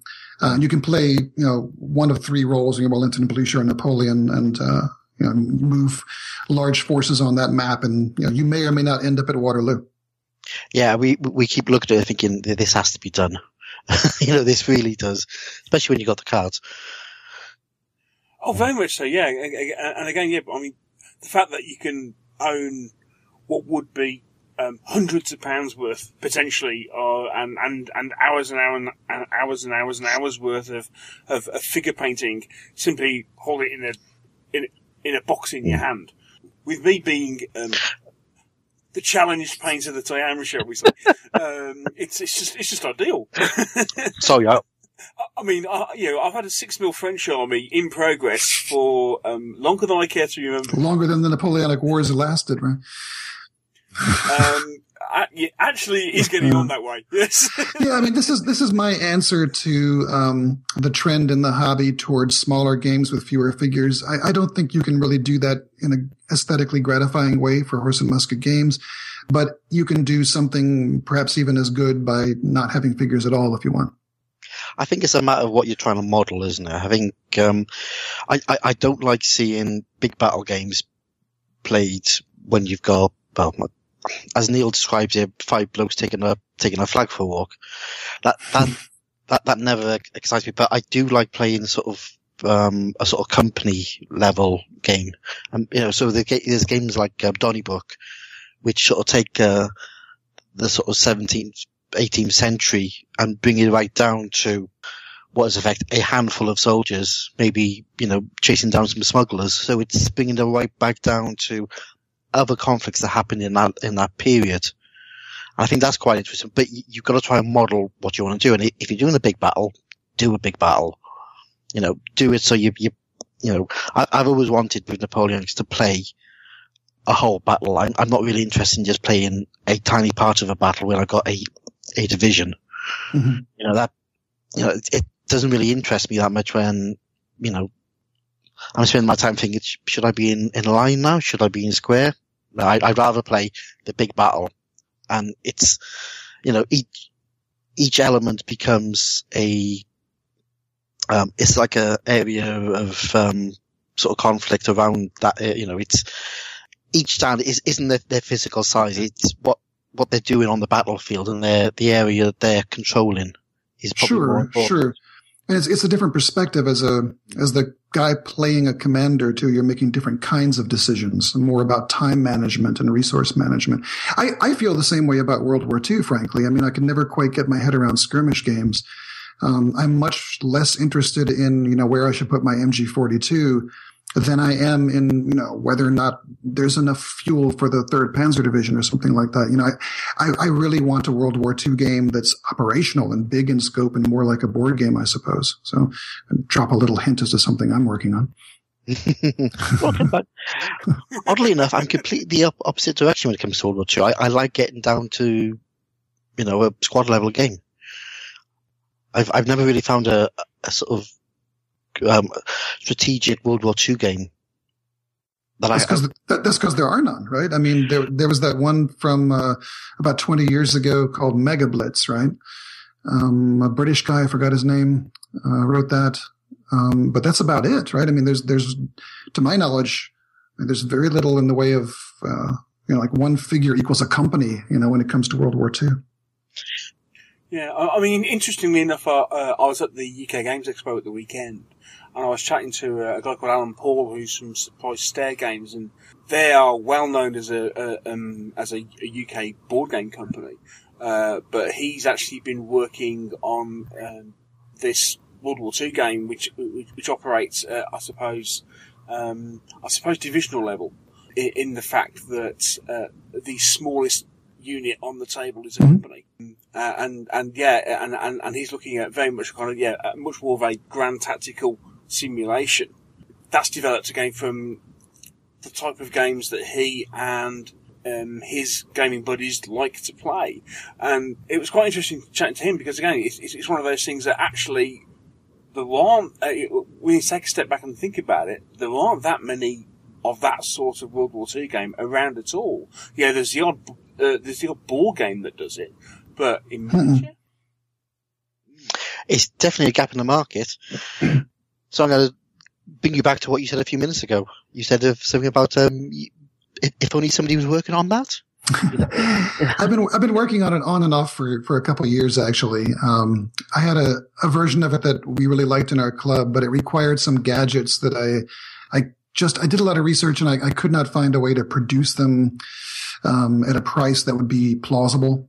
So I put it aside and did Blucher instead, but I keep coming back to it.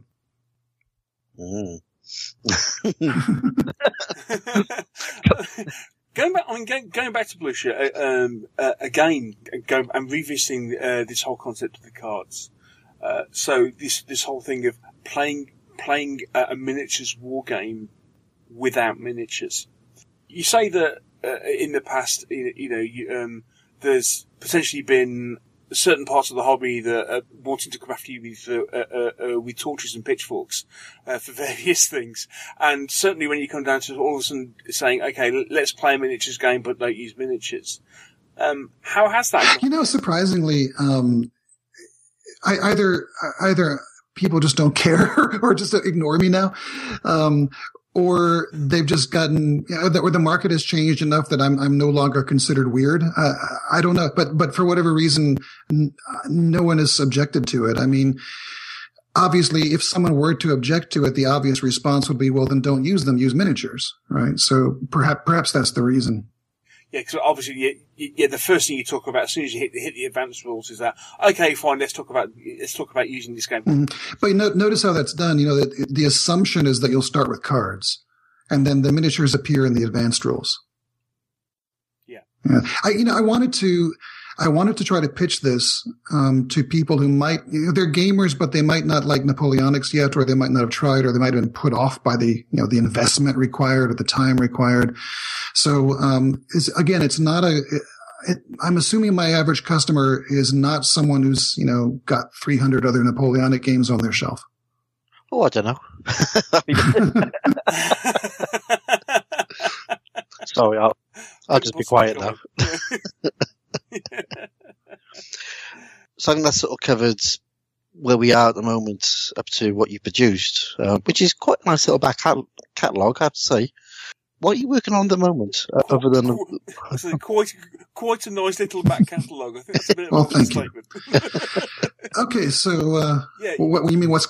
Yeah, you've kind of given a hint in your latest podcast. Yeah, more than a hint. There's a couple of things happening simultaneously. The next expansion set for Blucher is at the printers now. Card printing takes a long time, so I'm not expecting this until about late August, probably. So this will be all of the armies for the Peninsular War. Yeah, so you get the early and late French lists, the Spanish, the Portuguese, the British, and then all the French minor allied states as well. So you can have, your Bavarians and Saxons and so on, Poles. So this is, again, it's the same size as the 100 Days. It's 216 cards. I anticipate it'll be the same price. And it's called War to the Death, right? It's a quote from a famous book by John Tone about the Peninsular War. And the idea here is that these armies now, these cards will have the point values on them. So if you're asking yourself, well, why do I need more British? I've already got them in the 100 Days. These are generic cards. They're not named. There's not a brigadier's name at the top. There's a shaded rectangle instead for you to write the brigadier's name at the top if you want. So you can use them for your fictional battles or for any sort of historical battle in the Peninsular War. And then, they cover everything you might want to do with the army lists as allowed by the book. So if the book allows you to have up to 2 elite, Saxon cavalry units, and the card set has got 2 elite Saxon cavalry units, and that sort of thing. Oh, hang on. We've got 100. We've got 100 days. 100 days. We've got Peninsular War. One may even accuse you of pandering to the. Well, if that's a segue, Neil, I'll take the opportunity. I guess since I'm married to a Brit, you could say I've been pandering to the Brits most of my adult life. The weird thing's been happening in my little business life lately. When I started off in 2002, I sold a few games in the UK and a few in Canada and Australia, but the large majority of my customers were Americans. With each release, the percentage of Americans buying my games has shrunk. I don't know, maybe I'm just angering people. I don't know. Maybe this podcast won't help. I don't know. But the percentage of European and British customers in particular has just been growing and growing to the point where with Blucher, it's over 60%. So, if this keeps up, in about 6 or 7 years, I'm going to be a British game designer. Well, housing prices are quite cheap over here. It's funny. I used to have customers from overseas complaining about the prices, of which I have no control, right? Because I don't set the prices in other people's currency. It's up to retailers. Yeah. No one complains about it anymore. And, the issue is now shipping, because shipping from the US for a small package is just out of the question. So, I depend upon, retailers in different countries. I've got, North Star in Britain, or, Eureka in Australia, and J&M in Canada, and so on. But yeah, only about a quarter of my customers are still American, and the majority are now overseas. And of that number, the largest portion by far is British.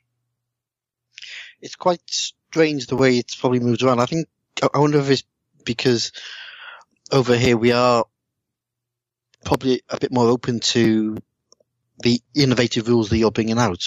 I wonder if there's something to do with that. Or maybe it's just a simple case of Nick from North Star is very good at getting a product out to people. So it might be something as simple as that. Yeah, it could be. I have a sort of pet theory for which I have absolutely no evidence at all. But as you know, there's a difference between, so Americans tend to have much larger houses, right, than Europeans or Brits do. But we tend to live much further spread apart, right? And there's much greater distance, obviously. So that means that there's never been as much of a game club scene in the U.S. as there has been in Britain or Europe. More typically what happens in the U.S. is somebody has a room big enough for a large table, and he'll set up a game, and then he'll tell his friends come over on Saturday at 1 PM and we'll play the Battle of Austerlitz or whatever. So that means that, there's plenty of time to set it up. There's plenty of time to play. If you don't finish it, you can probably leave it set up until next week and you can come back and finish it. So historical gamers have tended to gravitate more toward historical scenarios. Whereas I think in the UK, and correct me if I'm wrong, but I think you guys have tended to gravitate more towards smaller fictional battles that can be set up, played, and taken down at some other location where everyone has brought the stuff. And therefore, it'll be done by the end of the evening. Yeah. That is a limitation on an awful lot of what people do. There is this thing of, that's fine, but we need to be able to have a game that we can set up, play, and pack away in 3 hours. So I'm guessing, I'm just purely guessing here, but my games are sort of evolving toward that style. Less and less toward, when I did Grande Armee, there was no campaign system, there's no army builder. It was all about historical scenarios. Now, I only grudgingly include historical scenarios, and it's all about, creating these army lists and, having a game that you can finish in 3 hours. So I think I'm just evolving toward a game that appeals more to, a British or European audience. There probably is some of that in there, because we are very much wargame club orientated. Most people who play in the UK have a club, or possibly 2, that they go to sort of weekly. And the majority of those clubs will have 6x4 tables. Mm-hmm. It's quite odd the way the club I go to, we very rarely see big games being played. When they're played on a weekend and people plan. So they tend to be, most campaigns will be played on, say, a Thursday night when we all get together. But then when we get to sort of the climax of a campaign, that'll be on a Saturday, and it'll be planned out months in advance, and you get the bigger tables then. But for general, just turn up, chuck some figures on the table and play. It's on a 6x4, and you want to play within a couple of hours. Right. I'm very fortunate where I am now in that it's a very densely populated area and there's a lot of gamers and a lot of clubs, but in most of the US, people have to travel pretty far to find another wargamer. I lived in South Carolina for a year, and during that year I found one guy, sort of our generation who had played historical games a bit, and there were no clubs and not even any stores in that area. It probably explains some of the difference between the American cons and the British events as well, because ours are pretty much all trade orientated, 1 day only, and you turn up to see what traders are there, and you might spend 10-15 minutes playing a game just to get an idea of how the mechanics work. Whereas with yourself, you do like these 4-day-long cons anyway. You all just pack away for a holiday. Right, and the market, what they call the dealer hall, is usually physically separated from where the games are located too. Mm. An interesting aside, I think. Indeed, but we've digressed from our question, which was the direction we were kind of going was talking about a set of rules that you're currently working on, which again is it's a diversion because we're all of a sudden we're not in Horsemen. No, I've got 2 projects that I'm working on. One of which I've spoken about, and one of which I haven't. But they're at the most extreme possible opposite ends of subject matter. One of them is an Ancients game called Aurelian, which I'm well along in, and the other one is a science fiction game. Yeah. Oh wow. Called Free Jumper. And they both should be ready sometime next year. Aurelian's going to come first, I'm pretty sure. So yeah, this is a game. It's an Ancients game, but I'm always looking for some new angle, as it were, and some new approach. And a lot of Ancients games, they try to encompass everything from Moses to Columbus. There's this massive span of time and armies and geography and so on. So I wanted to do a game that was pretty tightly focused, and it really only covers about 70 years of history. It's the so-called crisis of the 3rd century. It's when the Roman Empire almost collapsed, right? Split into 3 warring parts, and the Persians overrun part of the East, and so on. And there's only 4 armies. You can be Roman, being Roman means you could fight any number of other Romans, of course. Persians, Germanic tribes, or the Sarmatians. That kind of flies in the face of almost every other set of ancient rules I've come across, Peter. Because obviously one of the things seems to be, okay, we've got 1,500 years of history to go out here, which seems to be the general thing. Yeah, well, but this... and then, so you have 40, 50 odd armies to go at, and here you go and say, we're having an Ancients game and you've got choices. Yeah, and this is not the game that you'll choose if you want your Vikings to fight my Han Chinese or something like that. This is Thank God for that. Well, this is it's a card-driven game, and every army has a unique set of cards. So there's a kind of natural limitation there. It's only 4 armies, but there's a lot of difference between these 4 armies and the way they play. Which I wanted to be the opposite, really. I mean, I think a lot of Ancients games, you've got, 1,000 armies to choose from, and they're different in the sense of that, well, this one gets a +1 when the cavalry charge, and this one, they can form this formation. And so there's not a whole lot of difference between them except the way they look often. But in this case, they literally, they have different victory conditions, for example. A barbarian is fighting for a very different reason than a Roman is. The Roman wants to be emperor, right? I mean, he wants to defeat his rivals more than what he wants from the barbarians is to recruit them, right? He wants to turn them into troops. So, like Longstreet, you have a career, right? And the game traces your career, and you have 4 different kinds of careers, each with a different set of goals. If you're a Persian commander, for example, you are trying to lop off some of the eastern provinces of the Roman Empire and present them to the Shahanshah as, to advance your career. So you're aiming to hold on to things. If you're a barbarian, you're in it for loot and for glory, and you've got to raid the empire and carry back as much plunder as you can before you're caught. It's going to determine the way you fight the battle, right? I mean, if you're a barbarian and you're caught with a lot of plunder, you really need to be defensive, right? You've got to try to get that stuff off the table before the Romans overrun you or make you pay for what you've done. And then the Romans have to be very careful, of course, because they're not only trying to defend the empire, but they're also trying to rival each other, and ultimately end up as emperor and then stay that way. It's a bit like Longstreet in the sense that you've got a relatively small force, a unique set of cards, and you can potentially fight any of the other 4 or your own sizing. Any number of players can play.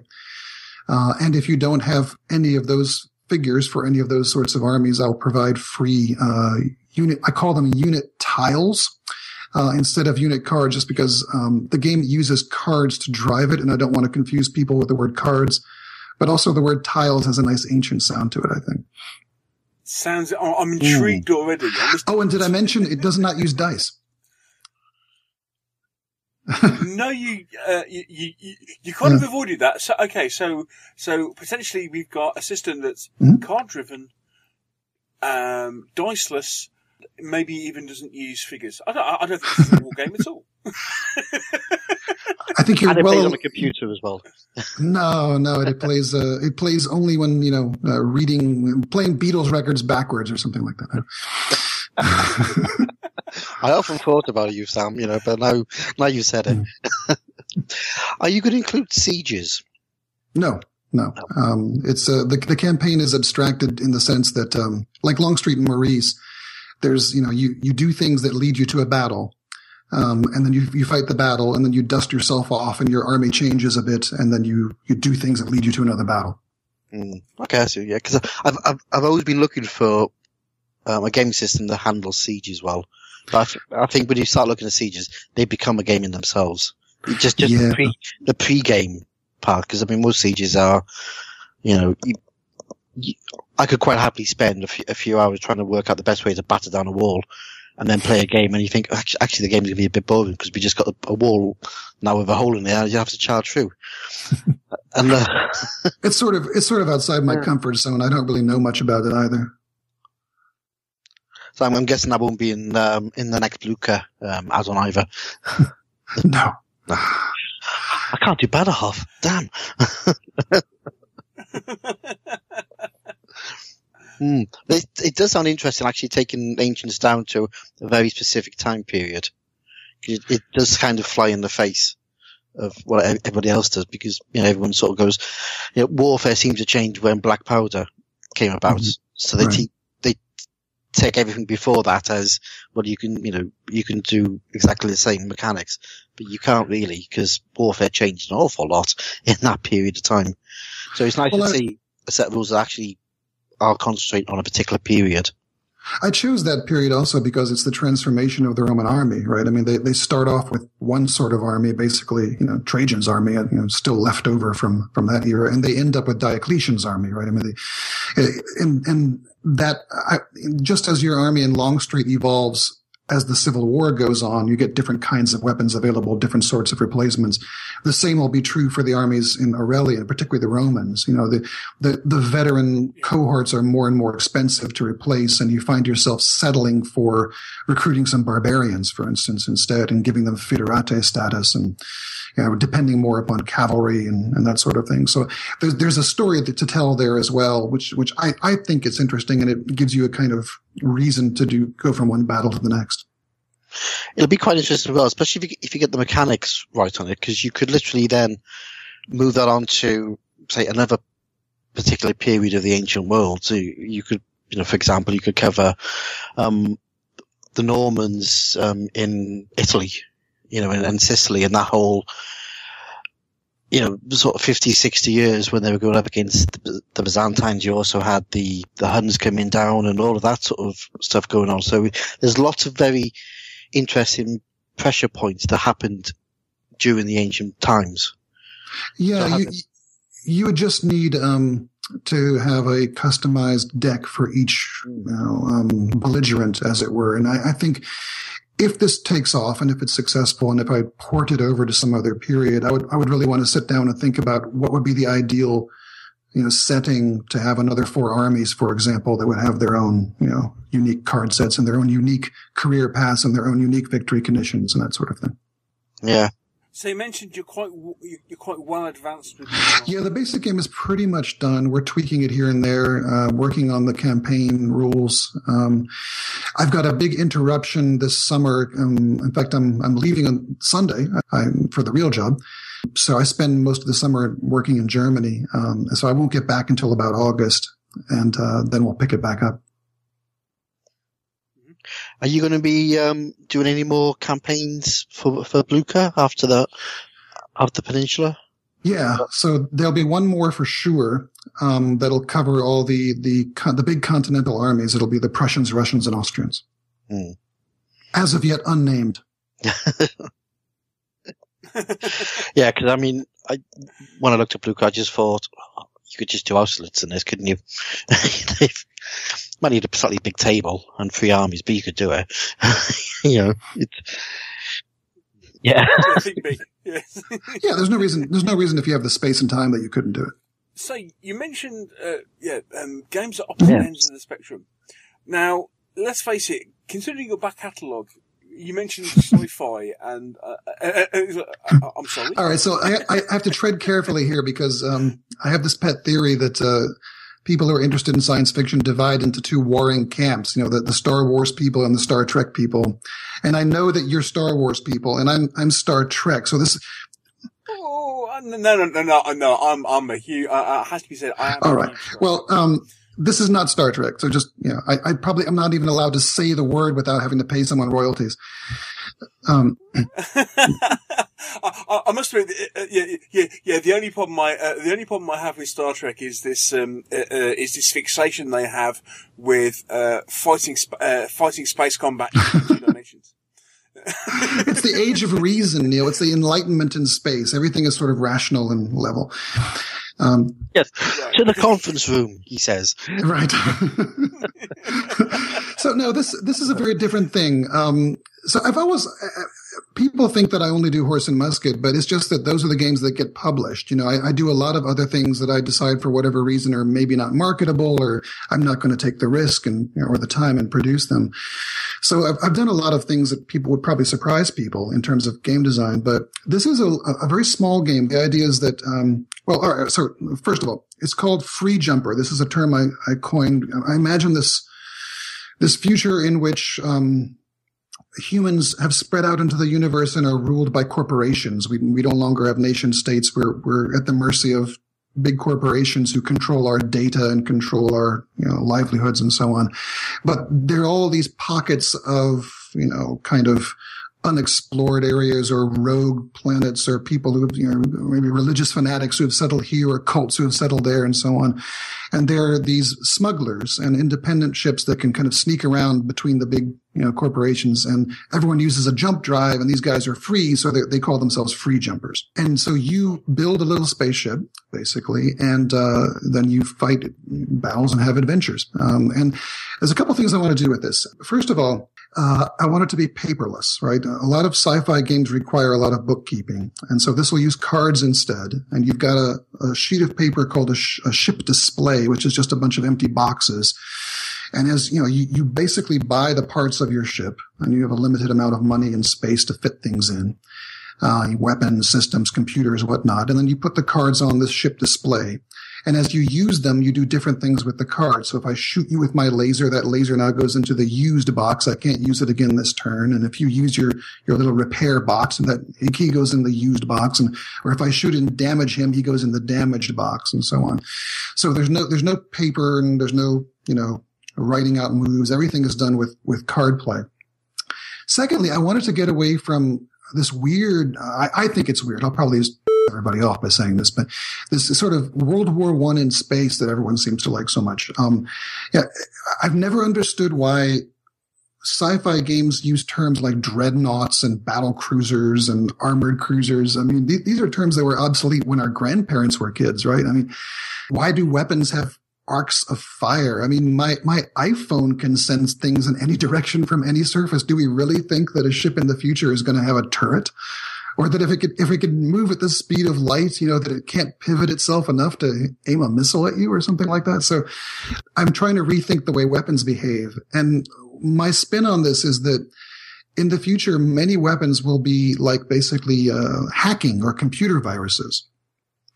So you're fighting a kind of electronic war. I mean, there's lasers and missiles and all the typical stuff of sci-fi too, but they're what I call broadcast weapons. And these are the various nasty things you're trying to do to your opponent's ship, like shutting down his life support or his engines or what have you, or making his shields come down or something like that. So that's an element of it as well. So I'm trying to get away from all these conventions of sci-fi games. It's not a big fleet game. It's, you're sort of an underarmed, thrown together haphazard little smuggler ship, trying to grab the treasure before your opponents do. You're maybe somewhere between being Han Solo and the crew of the Serenity and Firefly. Now we're talking. But I thought you said you didn't like skirmish games. Is it a skirmish if you have only one figure? Well, technically, yeah. Okay, well then I take your point. I'm not saying it's a bad thing. You had me at Firefly. Yeah, I was going to say, yes. Anybody who hears the elevator pitch, it's it's Han Solo meets Firefly. I think at that point most people are going to go, okay, I'm in. We play tested this a lot. Actually, I take it with me to Germany because it travels so well. Because you need one ship, right, and just some cards. And my German friends that I game with, we're playing it in a couple of weeks. In fact, have done a lot of the play testing and. It's fun. I mean, the game lasts about 1 hour. I'm intrigued. This does sound really quite cool. Okay, so you're still in the... Yeah, it won't happen till next year. I mean, I have no idea when it's done, but it'll be done probably in 2016. I want to. I'm sort of negotiating with a couple of people for the artwork because. I'm very daunted by the prospect of doing a sci-fi game because it's sort of outside my comfort zone in terms of the marketplace. I really don't know how to advertise it or to whom I should pitch it. I've never really tried to compete in that very competitive field. So, I'm proceeding with some caution. You might want to think about miniatures. You mean casting them? Well, finding somebody who can produce them for you, I'd probably say. There's companies out there who you could work with. I think if you're going to do a sci-fi game, the thing that sells any sort of sci-fi game, because there are so many out there, are the miniatures. It's the backstory, the rules, but also having a set of miniatures tied to a set of rules will help. Yeah. That's probably at a disadvantage, though, to try to persuade someone to make the kind of financial commitment to casting figures when the customer only needs one. That's why you're clever and you do the you do multiple different types, almost like the old D&D models where you had the young wizard, the medium wizard, and the Armee. So right. If your ship can be upgraded, then that's the way you do it. Right. You sell parts. By the way, this is copyrighted, and.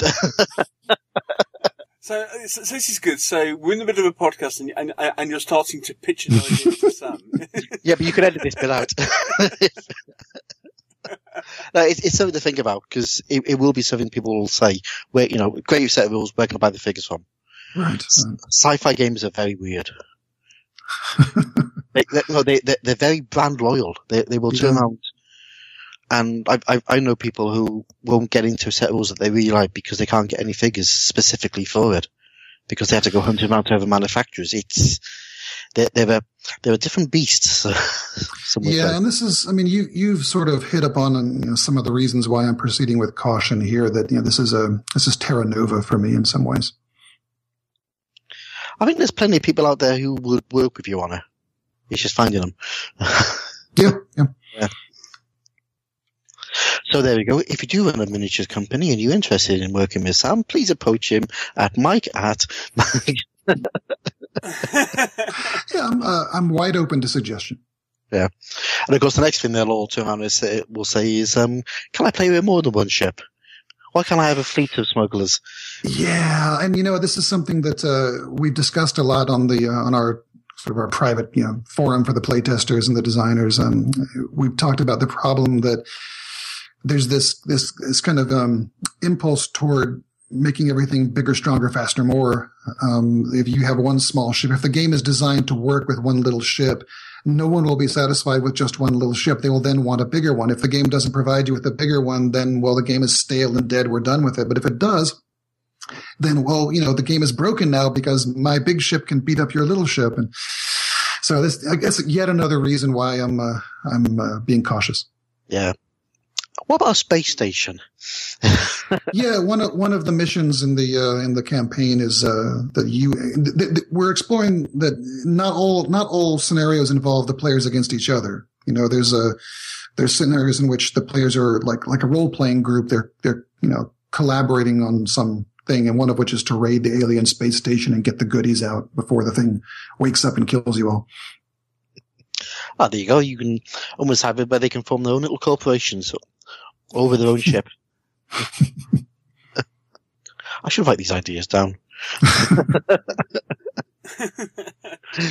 No, it does sound interesting. It'll definitely turn things upside down. But as you say, it is one of those concepts that, again, and I suppose part of this thing as well, Mike turning around and saying, oh, well, think about miniatures.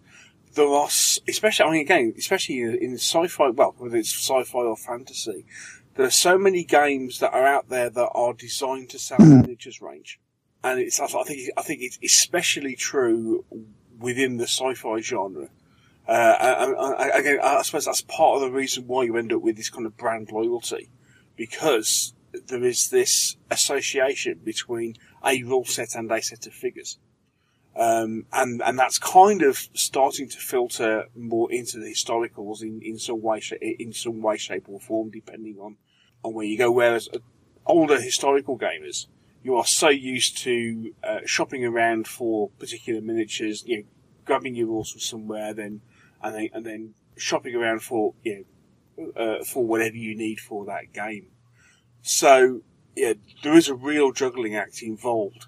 And some people would say, well, I mean, on the certain companies which would just go, well, okay, forget about it. We won't worry about the miniatures. We'll just produce the rules. There is an argument to say that actually the miniatures. Yeah, it's also, of course, a much greater risk and investment. And I'm a one-man show, and this is my second job. So there's a limit to how far I'm willing to go. Interestingly, the genesis of Aurelian was from a pitch that I think he wants to remain nameless because he's working on something else, but a pretty well-known maker of miniatures and manufacturer pitched to me, would I be willing to write rules for a line of figures? And the idea I came up with was Aurelian. And then it didn't work out for other reasons. He had something else he wanted to do first and wasn't working out with my timeline and so on. So we agreed just to go on and do our separate things. But that originally was what Aurelian was going to be. It was going to be the rules you got when you opened that box, with the historical ancients figures in there. That's quite interesting. Maybe it's because, again, it's a shift in the demographic of wargamers, whereas the older players, probably like ourselves, we've always had armies. And when you're a historical gamer, you tend to get your army and then you want to try different rule sets for that army, which in the old days meant you had to rebase.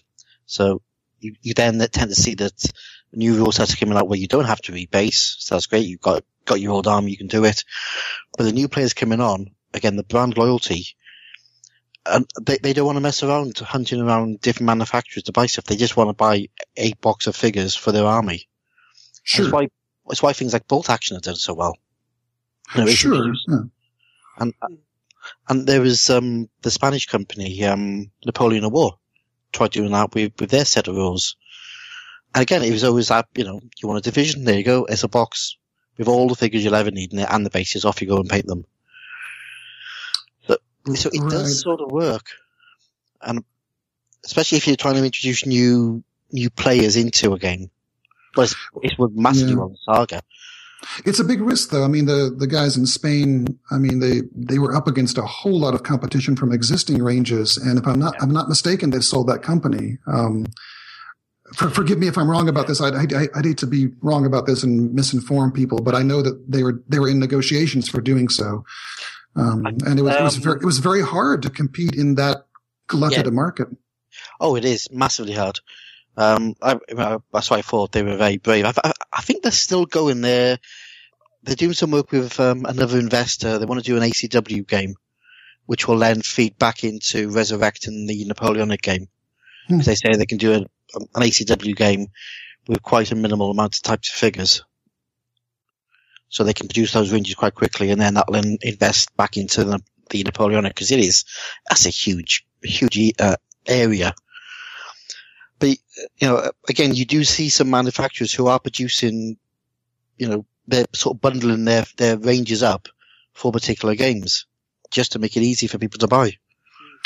Yeah, it makes a lot of sense from the perspective of the customer. And for a business that's bigger than mine, it would also make sense. But, I'm at a sort of a sweet spot where, I I am the business, right? I mean, there are people that assist me in different ways, but I can't get any bigger without trying to enlist other people who would then want things like paychecks. And I can't, guarantee that being bigger would then result in enough success to have made it worth it to take on those extra expenses. So, I'm inherently conservative with money, and this is, I've reached a point where this is a nicely satisfying second job. But I have no anticipation of paying the mortgage with it. Because the interesting thing, the answer to an awful lot of people when they turn around, when you start presenting questions like, well, hang on a second, investment, risk, or have you? These days, most people then turn around and the answer to that is... Sure, but of course that's a very literal cost of innovation there, right? I mean, because the Kickstarter requires that a certain percentage of, what you make goes to them. So you're putting a very literal price tag on your desire to do it that way. And furthermore, from an American point of view, there's a real problem here with the cost of shipping small parcels now. It's $25 for me to ship a book to you, Neil, right? From America to the UK or to anywhere in the world. Oh, because I must admit that was one thing I thought, you see, a lot of the American Kickstarters and, shipping is flat, almost, say flat rate, $25, and you kind of think, hang on a second, that is quite expensive. But, so that's... It is, and imagine now, if the product is $40, right? So you really want it for $65? I mean, is that, because that's what it would take. So just the cost of shipping is killing, right? I mean, it's making crowdfunding less and less plausible, particularly if you're in a position like mine where most of my customers are now overseas. Yeah. You are going to have to move, I'm afraid, Sam. It's not something I would dismiss lightly. It's very nice over here. The weather's gorgeous. I'm quite fond of your side of the Atlantic. I've spent a lot of time on your side of the Atlantic. Yeah, but it is interesting, the whole Kickstarter question, whether it would work. I mean, from your point of view, I probably wouldn't even consider Kickstarter. It might be a case that you maybe approach some manufacturers of sci-fi stuff and say, are you interested in licensing this? And get them to take the risk in that sort of way. As you say, you don't want to be involved in that side of things because you've got enough, you've got a very busy day job, plus you've got some fine rules to produce. So the last thing you want is to spend your time wrapping up parcels when you can get some chap to do that for you. Yeah. Well, I do actually wrap up parcels too. I do everything. Well, Sam, now that Mike has desperately tried to convince you to start a sci-fi miniatures range, I think at this point we should back away. I was already imagining the names for it. It's the Hobbsian universe, right? It's the. Oh, that's got a nice ring to it. I'll send you a list of sculptors. Well, Sam, it has been fantastic to catch up with you. No, it's been delightful, and thanks to everyone for listening, and especially to you for the invitation. I know we've talked about getting you on a couple of times, and it's great to find that we get all our ducks in a row and are able to chat. So thank you so much. Also, one last question. How have you got on with podcasting? I have. My wife gave me this very microphone as a Christmas present, and I thought for a long time about doing some videos to introduce Blucher because there's a lot of new things in the game, and it was just an amount of labor and expense that didn't make sense given all the other things I was doing. And then she gave me this microphone, and I started fooling around with it, and I've been surprised that. I've enjoyed it. I even enjoy the editing and the sort of the weird, tricky bits of it. No, it's been great to listen to it. For those of you who don't know that Sam has produced, I think so, yeah. Wasn't it? There were 5 on Blucher, and you just started a new series on Aurelian. And they are well worth a listen to because if you want to know more information, you do go quite in depth into the design processes. They're not, they're only like 20 minutes or so. If that, yeah, I try to keep it to about 15, 16 minutes. If that. So, again, available to download off Sam's site. Well worth a listen. But as I say, Sam, it's been great to have you on, and thank you for not only coming on, but also for thank you for producing some. No, you're very welcome. Nice rules. We've been enjoying them a lot, and so thank you very much. And it's been great to chat. So all the best for the summer. Enjoy Germany. I will. I always do. My favorite place in the world.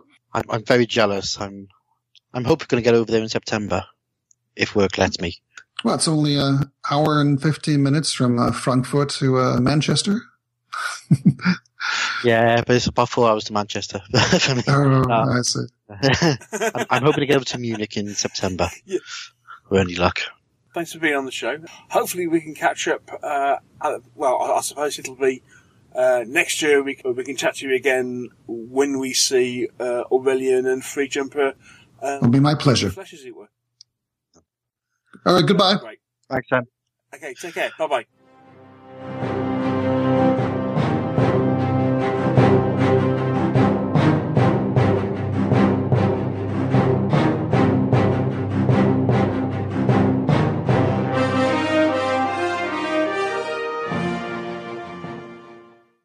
And we're back.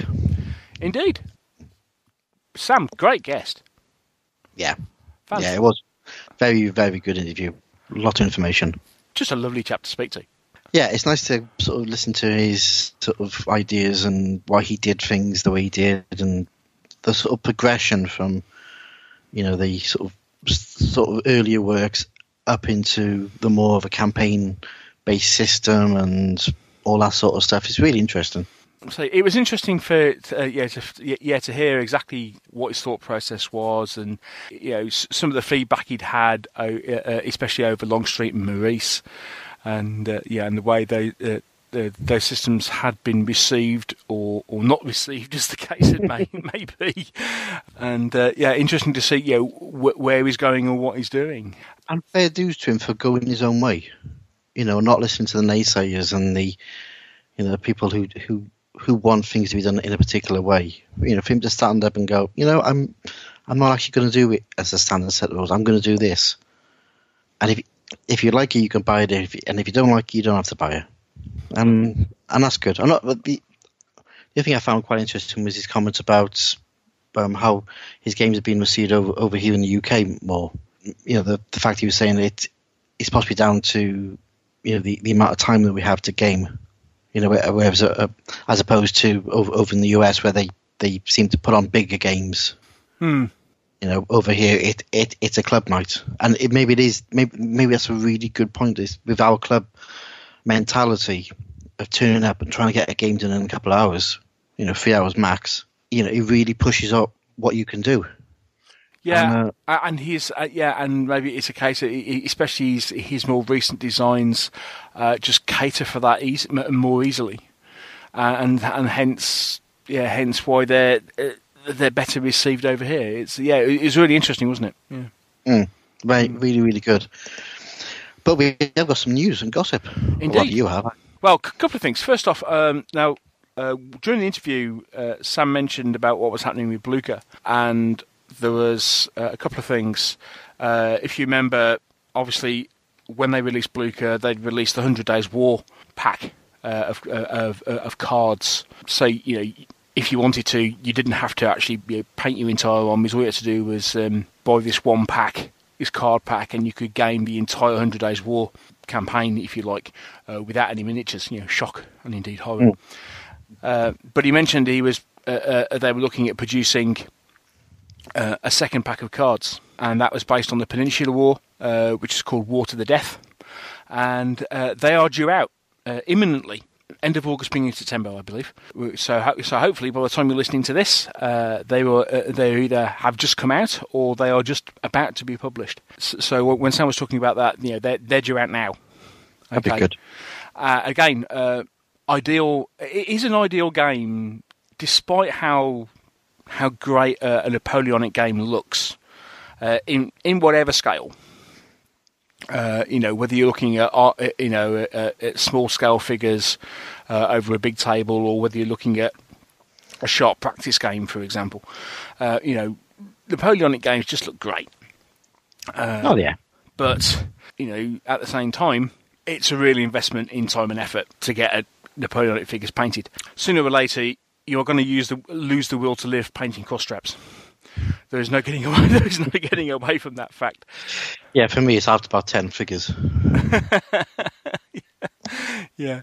So kudos to all those who actually managed to do it. But anyway, the one thing with this system is you have the opportunity to play this game using these card sets, and now this new one looks at all the units that fought in the Peninsular War, so it covers the lot.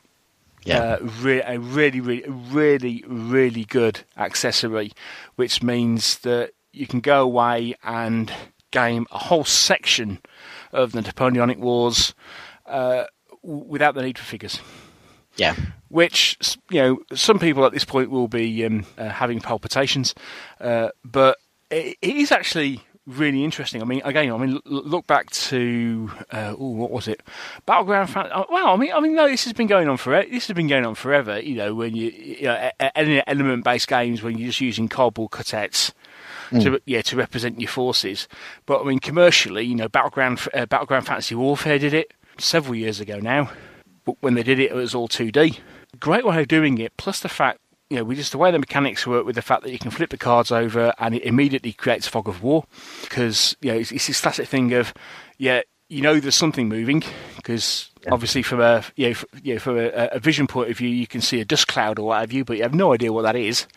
And that just represents a card of some description moving along the battlefield. There's probably an enemy unit over there somewhere, but you have no idea what it is until you get close enough to identify it. It's just so simple. Yeah, I do hope he moves on and does some of the earlier campaigns.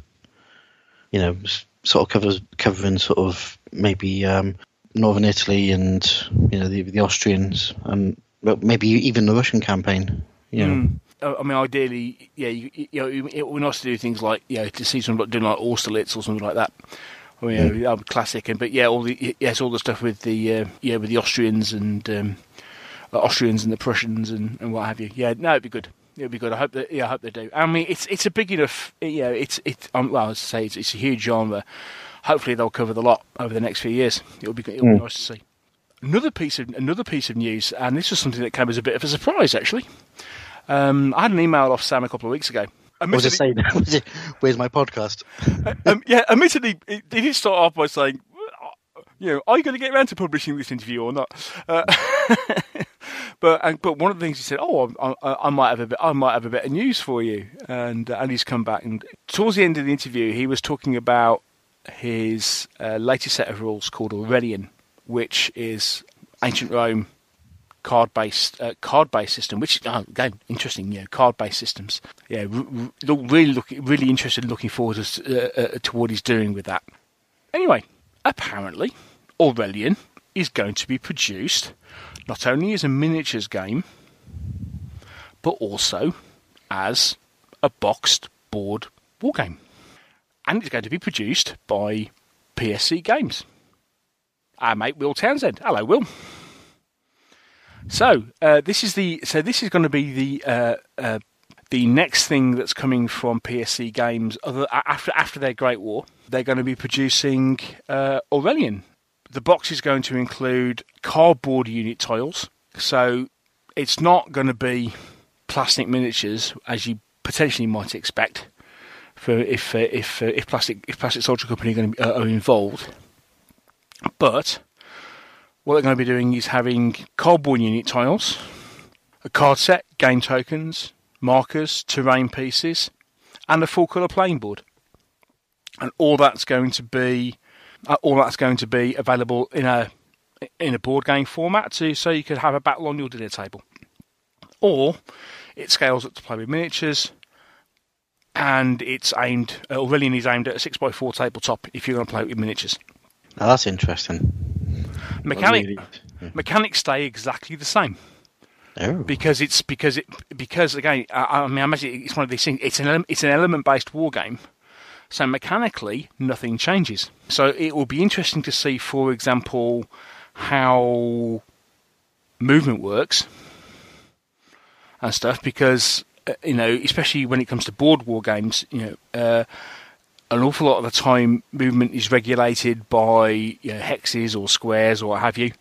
So it will be interesting to see how the movement mechanic works when it comes to the difference between a board game and a miniatures game. But again, the goal is the same as in Blucher, as in you can play a miniatures game, but you don't have to play it with miniatures. That's quite interesting. You'd have thought that they would have had like a sort of cut down version of the rules for the board game, because one of the things with board gamers, and I might be making up a huge generalization here, is most board games have fairly light rules because people want to be able to. You haven't. Okay, that comes from a bloke who hasn't read a GMT war game rulebook. Yeah. Okay. I'll tell you. All you need to do is have a look at. Is at some point go and find somebody who's got one of the Great Battles of History games, for example. I would suggest, and just you may be even to download a PDF of the rules of one of the Great Battles of History games from GMT, and just go and have a look. Okay, but I mean, generally these days, I mean, is it fair to say that most board games have fairly light rules because people want to be able to pick them up and play them quickly? That they don't want to be reading a 90-page rule book to play a board game. Yes, agreed. I mean, okay. When you're looking at generally, you look at something like Advanced Squad Leader, for example, and that's just has a ridiculous amount of rules. Probably what you're thinking of is much more in the scope of something like Heroes of Normandy, for example. We've seen it with things like Command and Colours. Conflict of Heroes, that sort of thing, where, yes, the rules are involved enough to kind of try and model as a stylized version of the system, but no, they are not complex. Yeah, but things like Axis and Allied, when did that come out? 79, 80? Yeah, something like that. Yeah. So modern board games seem to be going down the route of being a little bit more easy pickup. It's the difference between a 8-page rule set and most board games, which will have a 90-page rule set. Although a lot of times you can get the rules into 20 or 30 pages. 20 or 30 pages. Yeah. Typically you'd want to fit a board game rule, a set of board game rules into fit half that space. Yeah, so it's quite interesting that they decided to use the same mechanics in both systems instead of going for this is the light version, in the board game. But if you want to play it as a full-on version, on a 6x4, these are the extra rules. Mm. So that's Yeah, it will be really interesting. Yeah, because Blucher isn't a small rulebook, is it? No. So well, it is. It's about A5, isn't it? Thank you. I'm here all week. Yeah. Okay. Thanks for that. Yes. No, you're right. It's not a pamphlet. No, it's not. No. But again, it's one of these.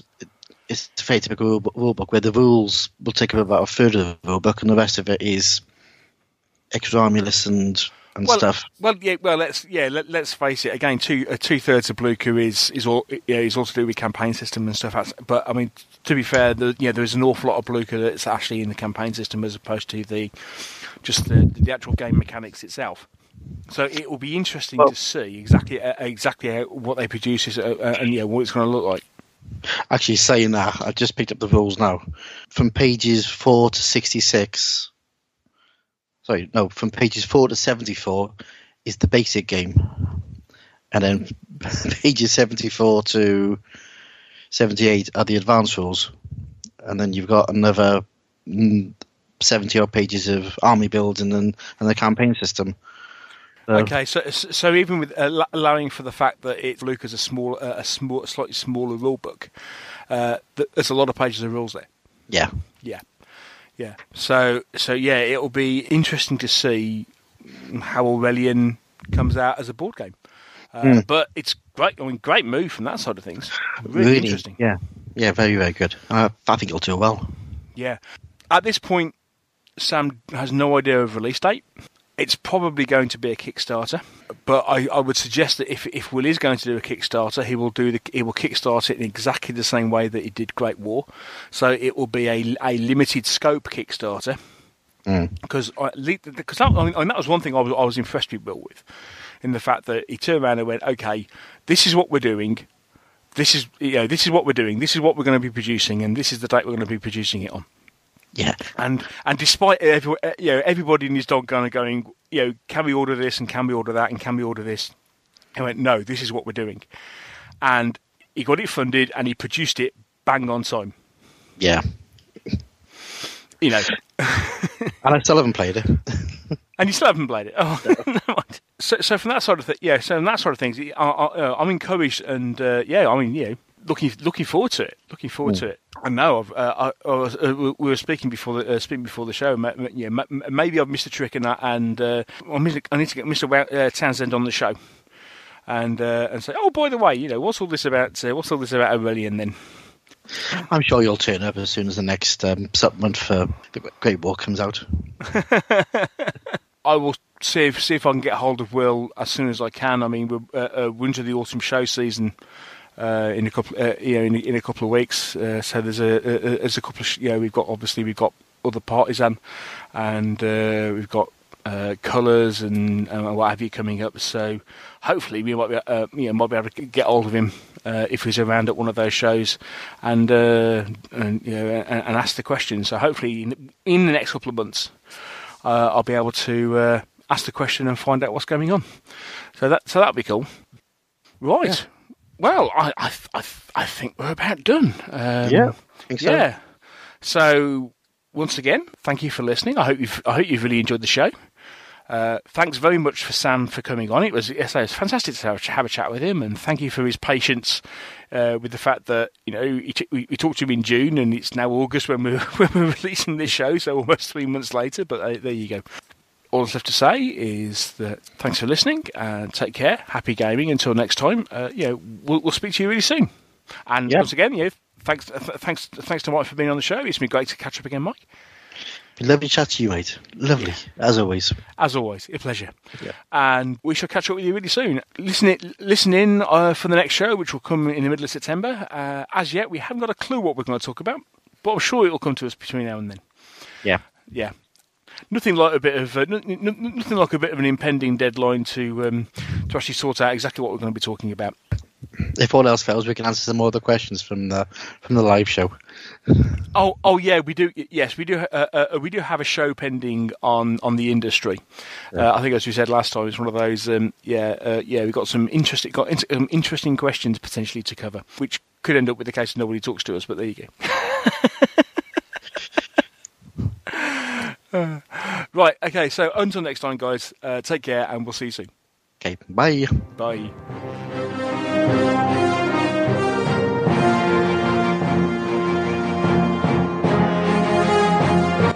Thank you for listening to the Meeples and Miniatures podcast.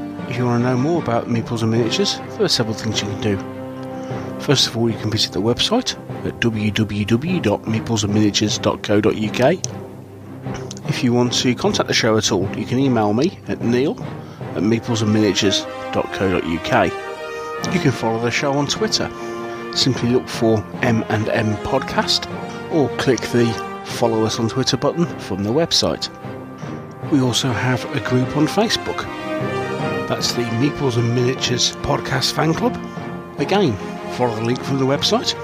And finally, if you want to help us to support the show, you can always donate to the podcast by clicking the PayPal button on the donate page, again found on the website. Once again, thank you for listening. I hope you've really enjoyed the show. Take care, and I'll speak to you soon.